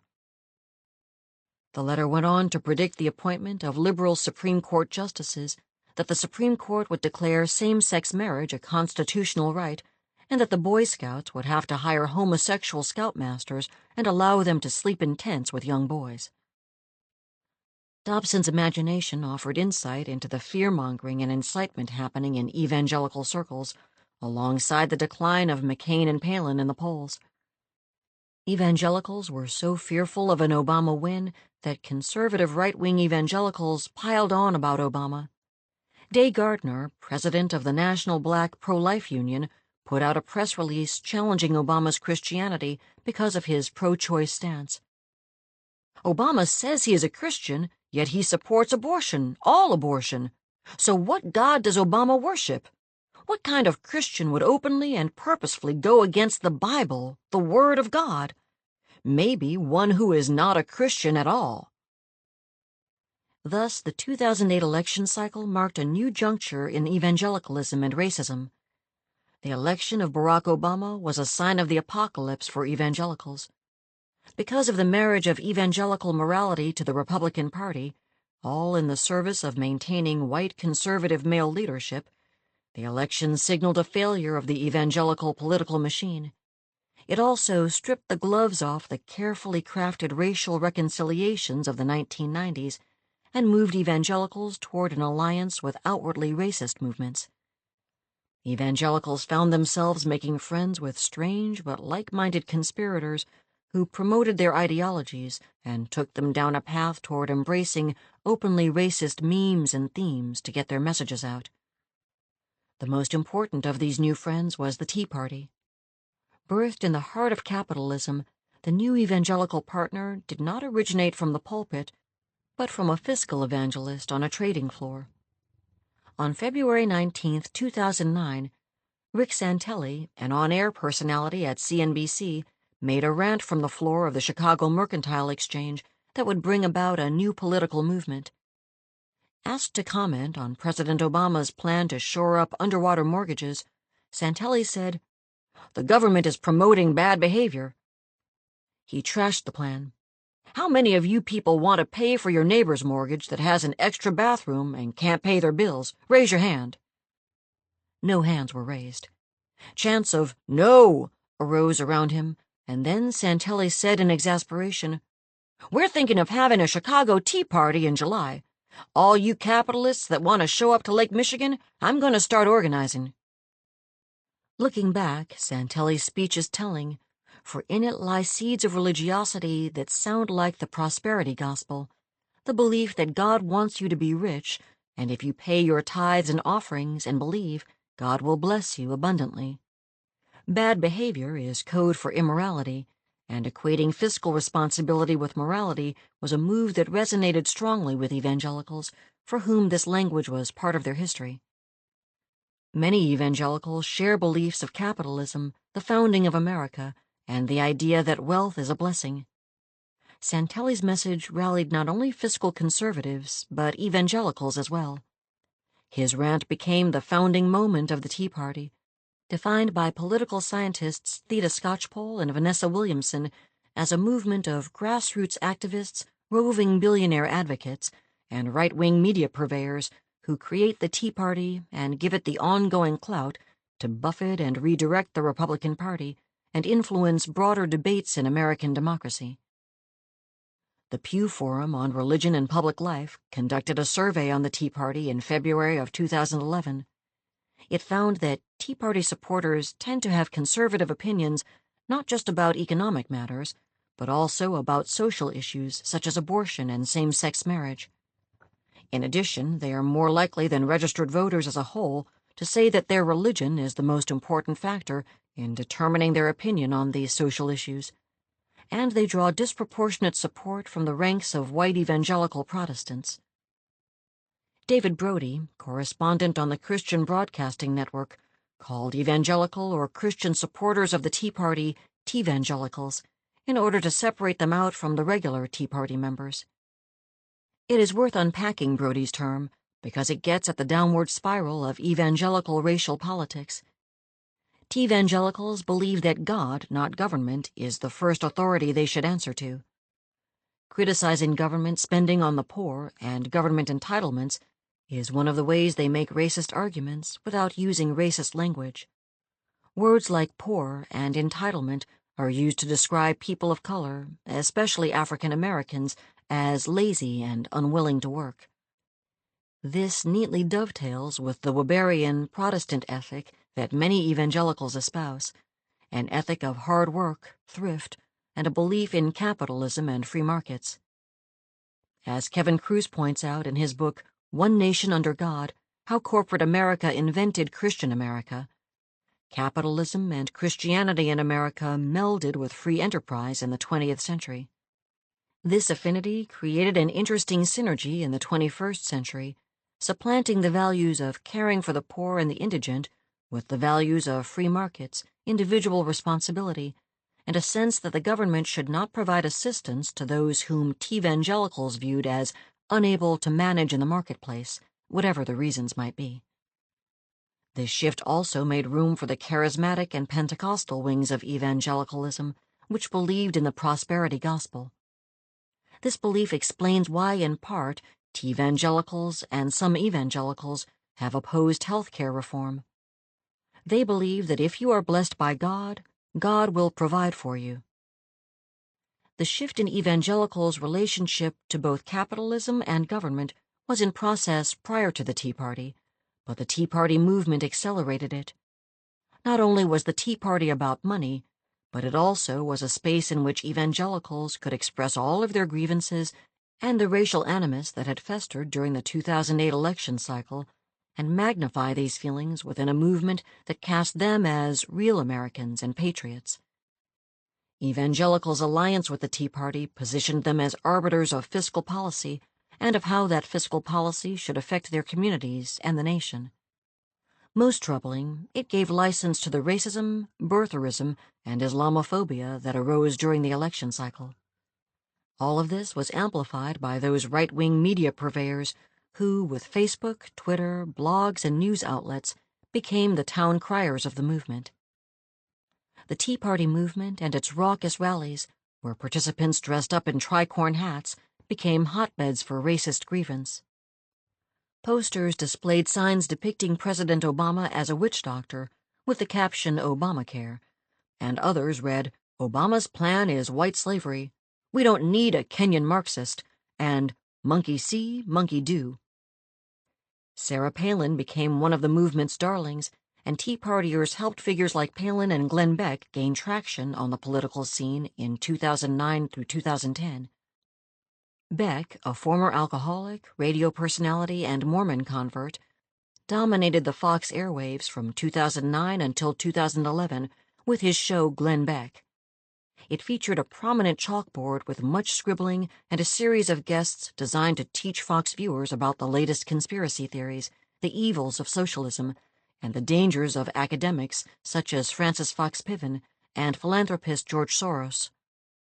Beck was a modern-day Joseph McCarthy, hunting after anything that smelled of un-Americanism, including black theology. Beck also promoted weird apocalyptic theories that were a combination of right-wing fears and his own mind.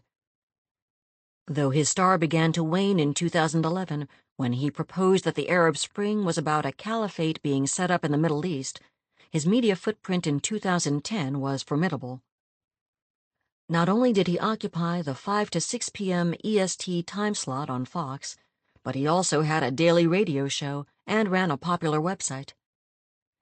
Tea Partiers were a natural demographic for Beck, who partnered with Sarah Palin for his 2010 Taking Our Country Back tour, designed to rally Tea Partiers to demand a smaller government that adhered to the principles of the Founding Fathers. Both Palin and Beck, in their roles as America's evangelists of the right, promoted a pseudo-religion of guns, God, and flag that closely resembled dominionism, a type of fascist, neo-Christian framework that made the Bible not merely a Christian document, but the very Constitution of America. In spreading the message that the providence of God was in abeyance because of the election of Barack Obama, both Palin and Beck positioned themselves as political evangelists of the nation and saviors who could help rid America of President Obama in the next election cycle. What Beck did well was rally Tea Partiers on a national scale. Beck's first big rally was the 9/12 protest in 2009, where he managed to gather local, state, and national Tea Party groups to march against President Obama's plan to reform health care. Palin's comments about death panels had helped to galvanize the group, and conservative funders like the Koch brothers provided the money and commercials that recruited Tea Party patriots. A crowd of about 70,000 hit Washington, D.C., with some signs depicting President Obama as Hitler and the Antichrist, and others bearing the slogan, "Bury Obamacare with Kennedy," a reference to Senator Ted Kennedy, who had recently passed away. The event was notable for its racial undertones. Few African Americans attended, and the crowd's signs about President Obama were frequently inappropriate, depicting the president as an African with a bone in his nose, and in numerous other racially derogatory ways. In the run-up to the 2010 midterms, Beck organized a much larger event at the Lincoln Memorial on August 28, 2010, for the anniversary of the 1963 March on Washington. Beck's theme for the rally, called Restoring Honor, was a return to traditional values, God, country, and patriotism. The rally was part old-time revival meeting, part nationalist rally focused on love of America and its armed services. By invoking memories of both Abraham Lincoln and Martin Luther King, Jr., Beck attempted to position himself as an egalitarian and as heir to the moral legacy of both Lincoln and King. He was not the first conservative to co-opt Dr. King by focusing only on selected parts of King's message, but it was a galling move to many, including Reverend Al Sharpton and other civil rights leaders, who criticized Beck for being so crass as to hijack the very anniversary of King's "I Have a Dream" speech. Of course, Beck's previous smears of the president as a racist and other offensive remarks disqualified him from walking in King's footsteps. To many of his followers, however, Beck was a religious patriot, and they welcomed the event as a way to pray for America and counteract the effect of what they believed were the sins of the Obama administration. The rally also opened the door more publicly to a peculiar practice that was becoming prevalent with evangelicals and Republicans: the appropriation of Martin Luther King Jr.'s memory not only in the service of a colorblind gospel, but as a promoter of evangelical and Republican moral values. King's statement from the "I Have a Dream" speech of 1963, "I have a dream that my 4 little children will one day live in a nation where they will not be judged by the color of their skin, but by the content of their character," was appropriated as a way to promote values of self-sufficiency and character, avoiding any conversations about race. Beck's use of the March on Washington imagery, then, was also about giving a sense of righteousness to the Tea Party movement, even as its followers embraced racist imagery to protest President Obama. It was no surprise, then, that the rally included gospel singers and Alveda King, a prominent black conservative who is the niece of Dr. King. Beck's remarks to the Tea Party group Freedom Works indicated that the rally was religious, not political. "My role, as I see it, is to wake America up to the backsliding of principles and values, and most of all, God. We are a country of God. As I look at the problems in our country, quite honestly, I think the hot breath of destruction is breathing on our necks, and to fix it politically is a figure I don't see anywhere." Beck's apocalyptic language resonated with the Tea Party Evangelicals who had gathered to attend the rally. "We are fed up with how the government has been taking advantage of us, the taxpayer," remarked Mary Mahaffey of Atlanta, age 50. Greg Orth of Charlotte, age 70, said the country was on the road to becoming a Marxist state. These and other such comments were repeated to reporters over and over again as the crowd was interviewed. While the Tea Party lost some steam over the course of the Obama administration, its principles and racial animus linked up very well with birtherism to become a potent force for racism. The rumors and cottage industry behind birtherism, the claim that Obama was not an American citizen, had only grown since the 2008 election. In 1997, Joseph Farah, an evangelical who was a conservative activist, formed the site WorldNet Daily and, with other birthers, promoted a DVD called A Question of Eligibility: Is Obama's Presidency Constitutionally Legitimate? Evangelical leaders like Franklin Graham embraced the sentiment and promoted it in mainstream media. Graham appeared on ABC's This Week with Christiane Amanpour on Easter Sunday in April 2011, and after speaking about the meaning of Easter, he shifted focus to Obama's birth certificate. "The president, I know, has some issues to deal with here. He can solve this whole birth certificate issue pretty quickly." His remarks quickly created a huge furor. A reality TV star, Donald Trump, relentlessly pushed the birther myth every chance he got, starting in March 2011 and continuing until 2016. His statements, such as this one on Fox News on March 28, 2011, combine citizenship with Islamophobia. "He doesn't have a birth certificate, or if he does, there's something on that certificate that is very bad for him. Now somebody told me, and I have no idea if this is bad for him or not, but perhaps it would be, that where it says religion, it might have Muslim. And if you're a Muslim, you don't change your religion, by the way." The innuendo by Graham, Trump, WorldNet Daily, and other conservative and evangelical media outlets permeated the airwaves until Obama released his long-form birth certificate. A few days later, a secret raid killed Osama bin Laden, architect of the 9/11 attacks. All of this points to several of the major changes that occurred in evangelical attitudes toward racism. The election of President Obama resulted in a higher tolerance for conspiracy theories, hucksterism, Trump, and out-and-out grievances becoming part of the evangelical worldview and culture.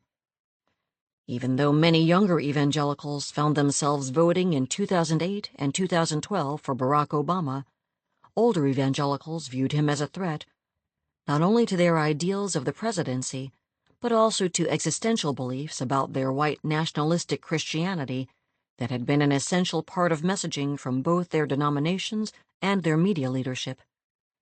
As a result, the grievances increased, as well as the ire against Obama.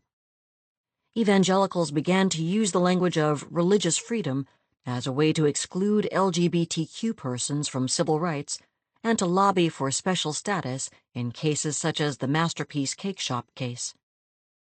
The Masterpiece Cake Shop case originated in Colorado, where two gay men asked the Masterpiece Cake Shop to bake their wedding cake.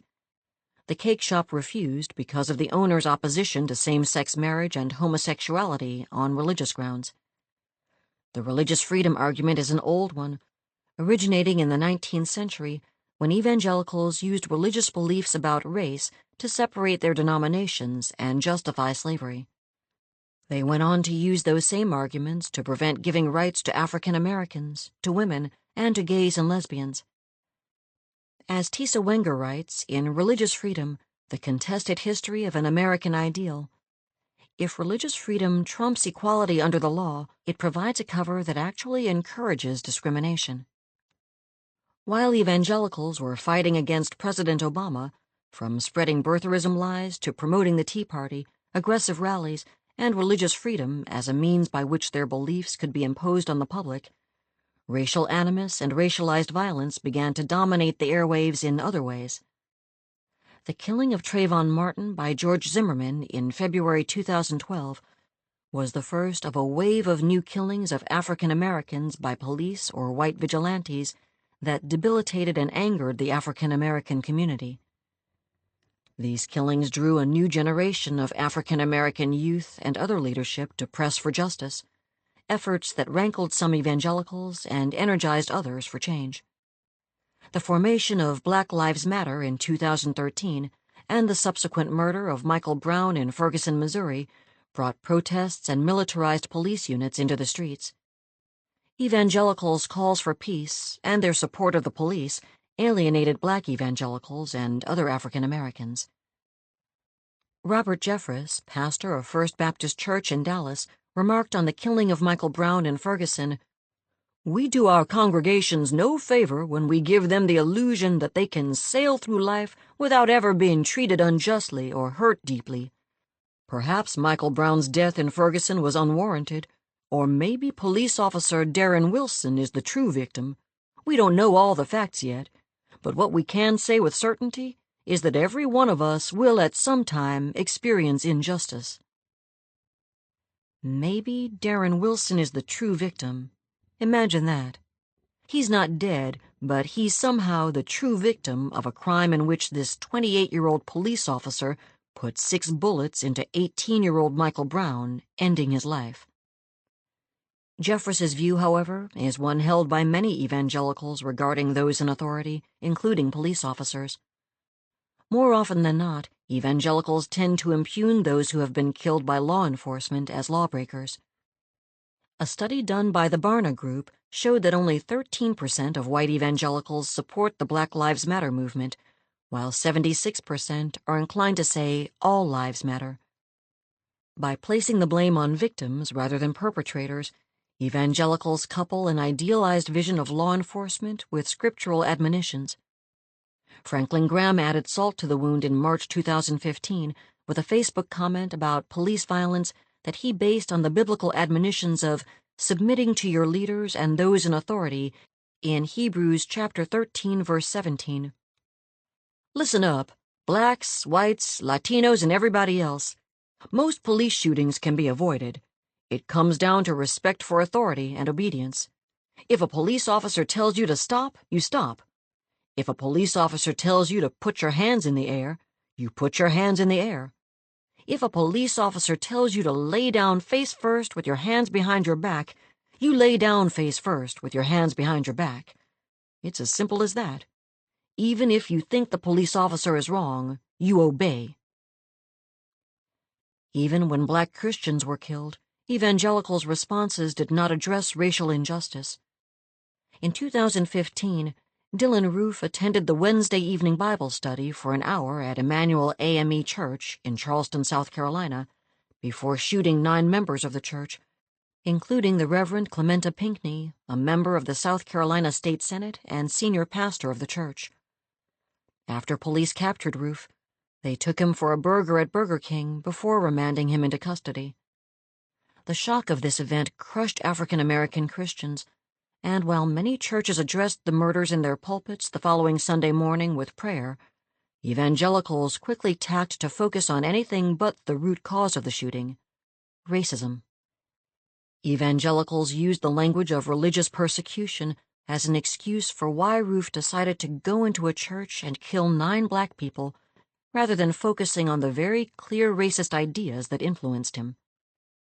Black conservative pastor E.W. Jackson connected the attack to the hatred of Christians, and former Senator Rick Santorum of Pennsylvania talked about the importance of prayer and framed the shooting as an assault on religious liberty. Franklin Graham said, "There are real people out there who are organized to kill people based on religion and based on race. This guy's just whacked out. But it's 2015. There are people out there looking for Christians to kill." Evangelicals also spoke out against the Confederate flag after pictures began to circulate of Roof holding up the flag, the symbol of the South and its separation from the Union over slavery. Russell Moore, president of the Ethics and Religious Liberty Commission of the Southern Baptist Convention, wrote a blog post soon after the shooting called "The Cross and the Confederate Flag," urging Christians who had allegiance to the flag to give it up. Even Franklin Graham joined in the chorus, invoking his great-grandfathers who had fought for the South under the Confederate flag. Growing up, many people in the South flew the Confederate flag, but I believe that it's time for this flag to be set aside as a part of our history. It would fall to a black Christian woman, Bree Newsom, daughter of a longtime dean of the Howard University School of Divinity, to take down the Confederate flag at the State House in South Carolina. While praying and reciting scriptures on the morning of June 27, 2015, she climbed the flagpole and removed the flag, which was held to the pole not by a rope, but by screws embedded into the pole. Reciting as she came down the pole, "The Lord is my light and my salvation, of whom shall I fear?" Newsom was arrested immediately upon reaching the ground. Even the massacre of 9 black Christians following a Bible study class was not enough to make American evangelicals face the fact that racism remained a major problem within their ranks. They looked to religiosity and symbolism to deflect scrutiny of their own shortcomings and historical failures with regard to the racism in their churches. This willful blindness would open the door for a man who would be revered by them despite all of his moral failings. Donald Trump, who won the Republican primary against 16 opponents and won the presidency in 2016, would become both the savior and the nadir of the evangelical movement in America. Their embrace of this thrice-married, casino-owning reality TV star would both give them new recognition in the Republican Party and destroy the image of morality and uprightness they had so carefully cultivated. Evangelicals' embrace of an unrepentant racist solidified the place of racism in the history of American evangelicalism. More than that, their embrace tore the covers off the anti-black racism that had existed since the 19th century. Given all of this, is evangelicalism dead? Conclusion. Whom will you serve? Evangelicals, you have a problem. That problem is racism. After taking this journey through the history of American evangelicalism, I know why evangelicals overwhelmingly support conservative Republicans and right-wing political positions, and why they supported unwaveringly Donald Trump and his administration. That is, I know the answer to the question obsessively pondered by the popular press, pundits, and even experts in the study of American religion. Why do people who identify as evangelicals vote over and over again for political figures who in speech and deed do not evince the Christian qualities that evangelicalism espouses? My answer is that evangelicalism is not simply a religious group at all. Rather, it is a nationalistic political movement whose purpose is to support the hegemony of white Christian men over and against the flourishing of others.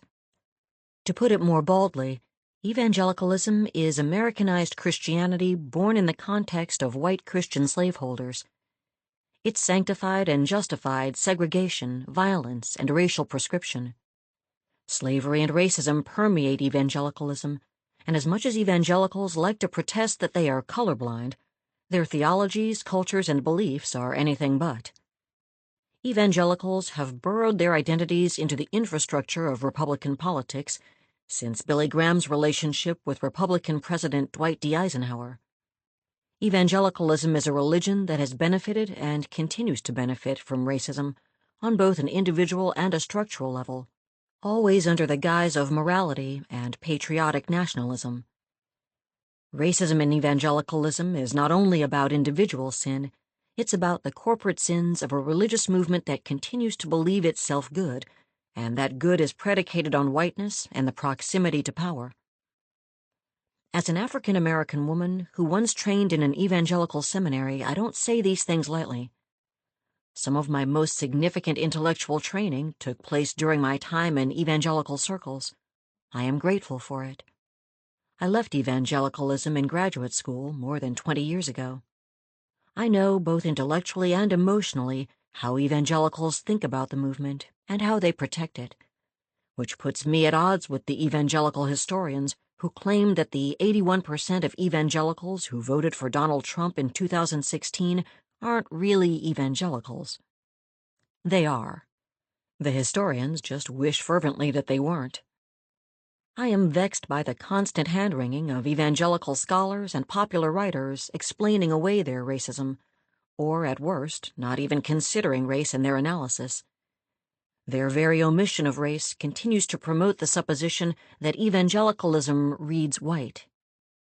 Progressive evangelicals, like Jim Wallis of Sojourners, have tried another explanation to save the movement.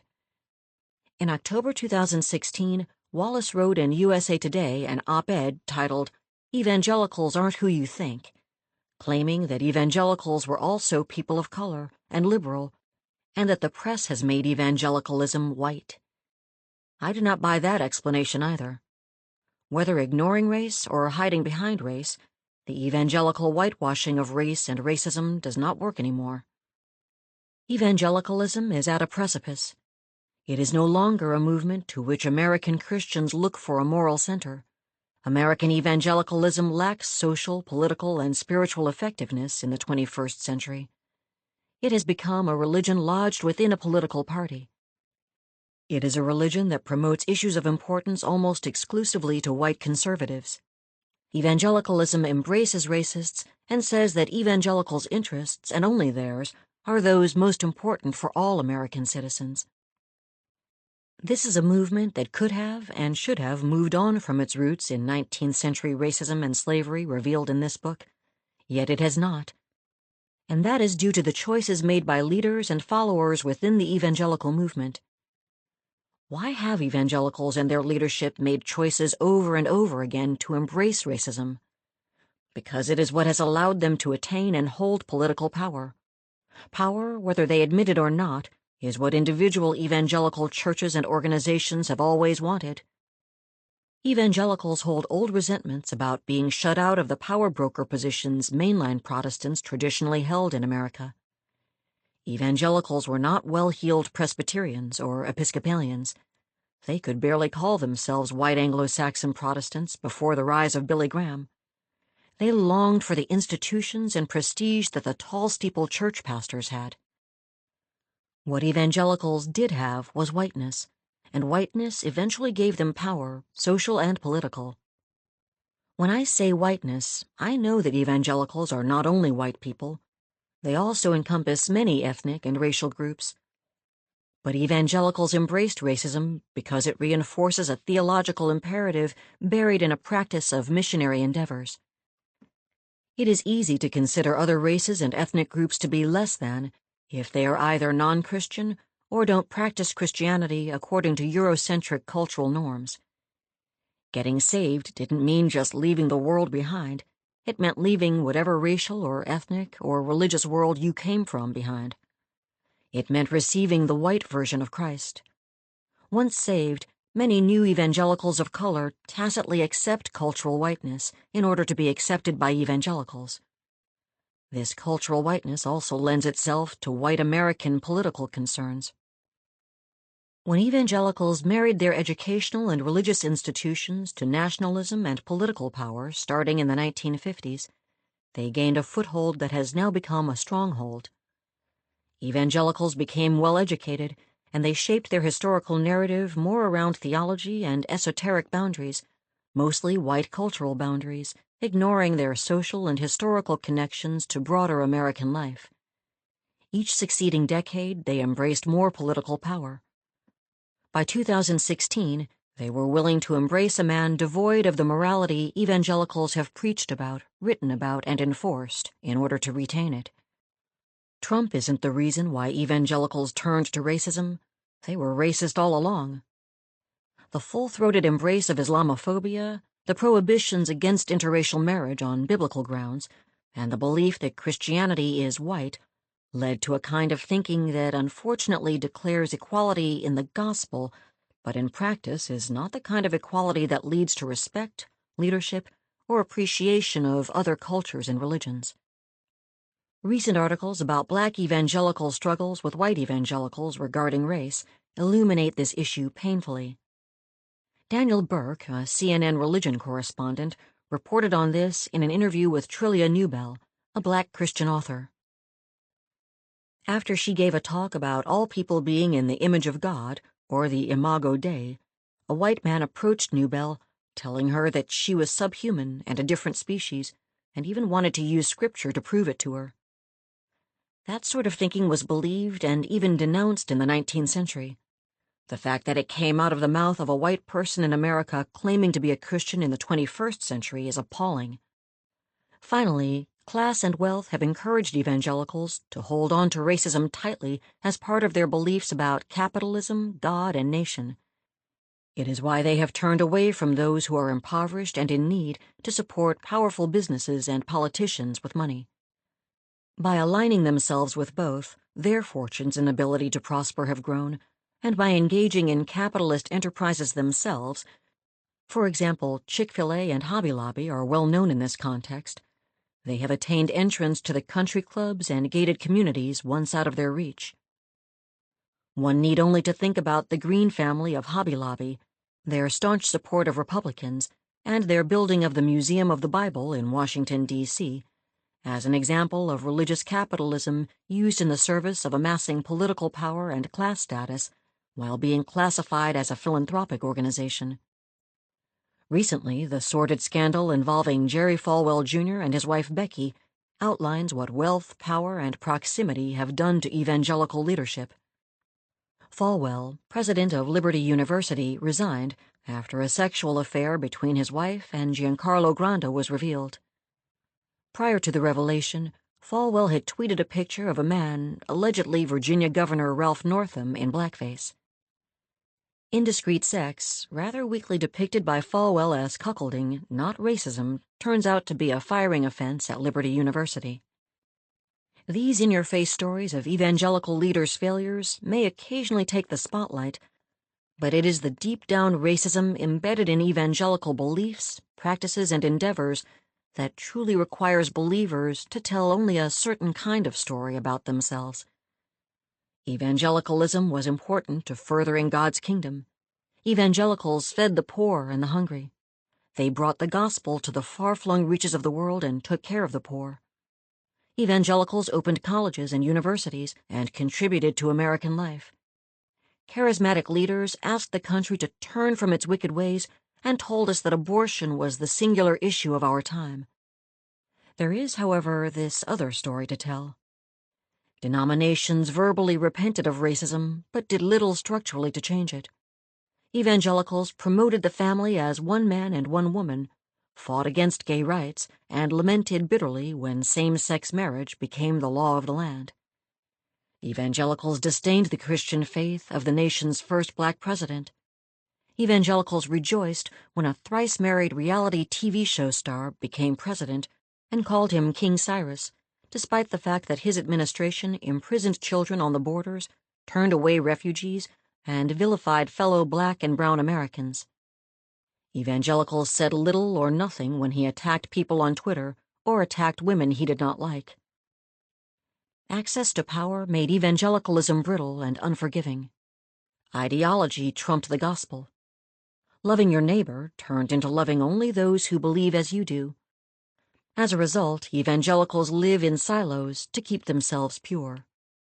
Theological, social, and cultural boundaries keep them from moving forward, leaving racially and ethnically different members with the cruel choice of having to deny their communities in order to be accepted, or being kept on the fringes for entertainment. As a result, evangelicals are regarded with disdain by the broader public. Evangelicals wear this as a badge of honor and as a sign of persecution of Christians. Evangelicals are not being persecuted in America. They are being called to account. Evangelicals are being judged for not keeping to the very morality they asked others to adhere to. They have been found wanting. Evangelicals comfort themselves in the arms of power in symbols that Jesus disdained. They are the Pharisees. Evangelicals capitulated. Evangelicals prevaricated. Evangelicals tolerated. Evangelicals participated. Jesus said, "By their fruits you shall know them." Evangelical fruit, the results of evangelicals' actions in civic life, today is rotten. Racism rotted it. If this makes you nod your head and say yes, you can quit reading now. My work is done. But if you want to throw this book against the wall and you want to write me telling me you will pray for me, or something far worse, keep reading. This final section is for you. What happens if evangelicals get everything they want? I've asked this question to my remaining evangelical friends who still talk to me and are open and willing to engage in a conversation about current politics and issues. In this case, getting everything you want for most evangelicals means overturning Roe v. Wade, building a conservative Supreme Court, creating a Christian nation, whatever that means, rescinding same-sex marriage, and somehow turning LGBTQ people into straights. A tall order. None of these wishes, however, address racism. That's the biggest problem. It means that even when you get what you want, you can still be racist. If you are an evangelical reading this book, then I would ask you to look around and see what your witness has wrought. The nation is polarized. The candidates you back want to take us back to a mythical time, apparently the 1950s, that honestly did not exist. The bile and hatred of some of the leaders you emulate make it impossible for people to believe whatever witness you have left. While you are clinging to God and guns, mothers are clinging to pictures of children who have been shot dead in classrooms, in streets, in malls, in cars. More people go hungry today than ever before. Inequality is mounting. Calls for law and order mean more black and brown bodies dead at the hands of the police. The nation's infrastructure is failing. Disdain for science has left America behind during a pandemic while the rest of the world moves forward. The president you followed slavishly declared American carnage in his inaugural speech. Look around. You helped make this carnage we now experience. All of these things have occurred because evangelicals, through religious lobbying and interference, supported the political structures that curtailed, limited, or struck down truly important issues. The polarization we are experiencing in government has stymied progress. That polarization has taken on a resemblance to ideological and theological battles. Your nationalistic evangelicalism is hurting others. Your racism is actively engaged in killing bodies and souls. My analysis and prognostications may be dire, but it is never too late to make amends. Recent times have seen immense upheavals in American life. The horror of watching George Floyd's death for 8 minutes and 46 seconds, the vitality of Black Lives Matter marches, the surprisingly quick uprooting of Confederate statues, and an unrelenting stream of racist screeds from 1600 Pennsylvania Avenue. I watched with trepidation and a sliver of hope as evangelicals marched on a Sunday in Washington, D.C. in support of Black Lives Matter, with Senator Mitt Romney joining the group. North Central University and Assemblies of God College in Minnesota held the first funeral for George Floyd. Even Albert Mohler, former president of the Southern Baptist Convention, said, "The rise of Black Lives Matter points to the failure of the Christian church to make the cause of human dignity and racial equality our own." The sentiments are welcome, but there must be more. You must join with people you don't agree with in order to make a more perfect union, as the founders wanted. I am one of those people. I know you. I don't like the lies you've told yourself and continue to tell to yourself and others in order to try to hold on to power. Ask yourself, what are you leaving as the posterity of American evangelicalism? What are the organizations you support leaving behind? Can you see past the individual sin of racism and understand that your votes, your choices, your actions participate in the structural support of white supremacy and racist policies and policing? Can you start to engage honestly and truthfully the actions of the leaders and politicians you support, to whom you have sold your souls for a mess of pottage? Can you step away from the headiness of being in the position of power to see the brokenness of your neighbors and the nation? If you asked such questions, you would probably lose friends, and you might even lose your church home. Yes, I am asking a lot of you. To step out of the comfortable place you reside in while the world burns is difficult. It is, however, worth it. If you feel 1 ounce of conviction, then there is hope for you. There may even be hope for our nation. I hope these words find root in you. I hope they trouble you. I hope they sear your soul. I hope they make you change. There is only a little time left, but there is time. The time is now. This concludes White Evangelical Racism by Anthea Butler. Narrated by Allison Johnson. Copyright 2021 by the University of North Carolina Press. This unabridged audiobook is published by arrangement with the University of North Carolina Press and was produced in the year 2021 by Tantor Media Incorporated, a division of Recorded Books which holds the copyright thereto. Please visit tantor.com for more information on our growing library of unabridged audiobooks.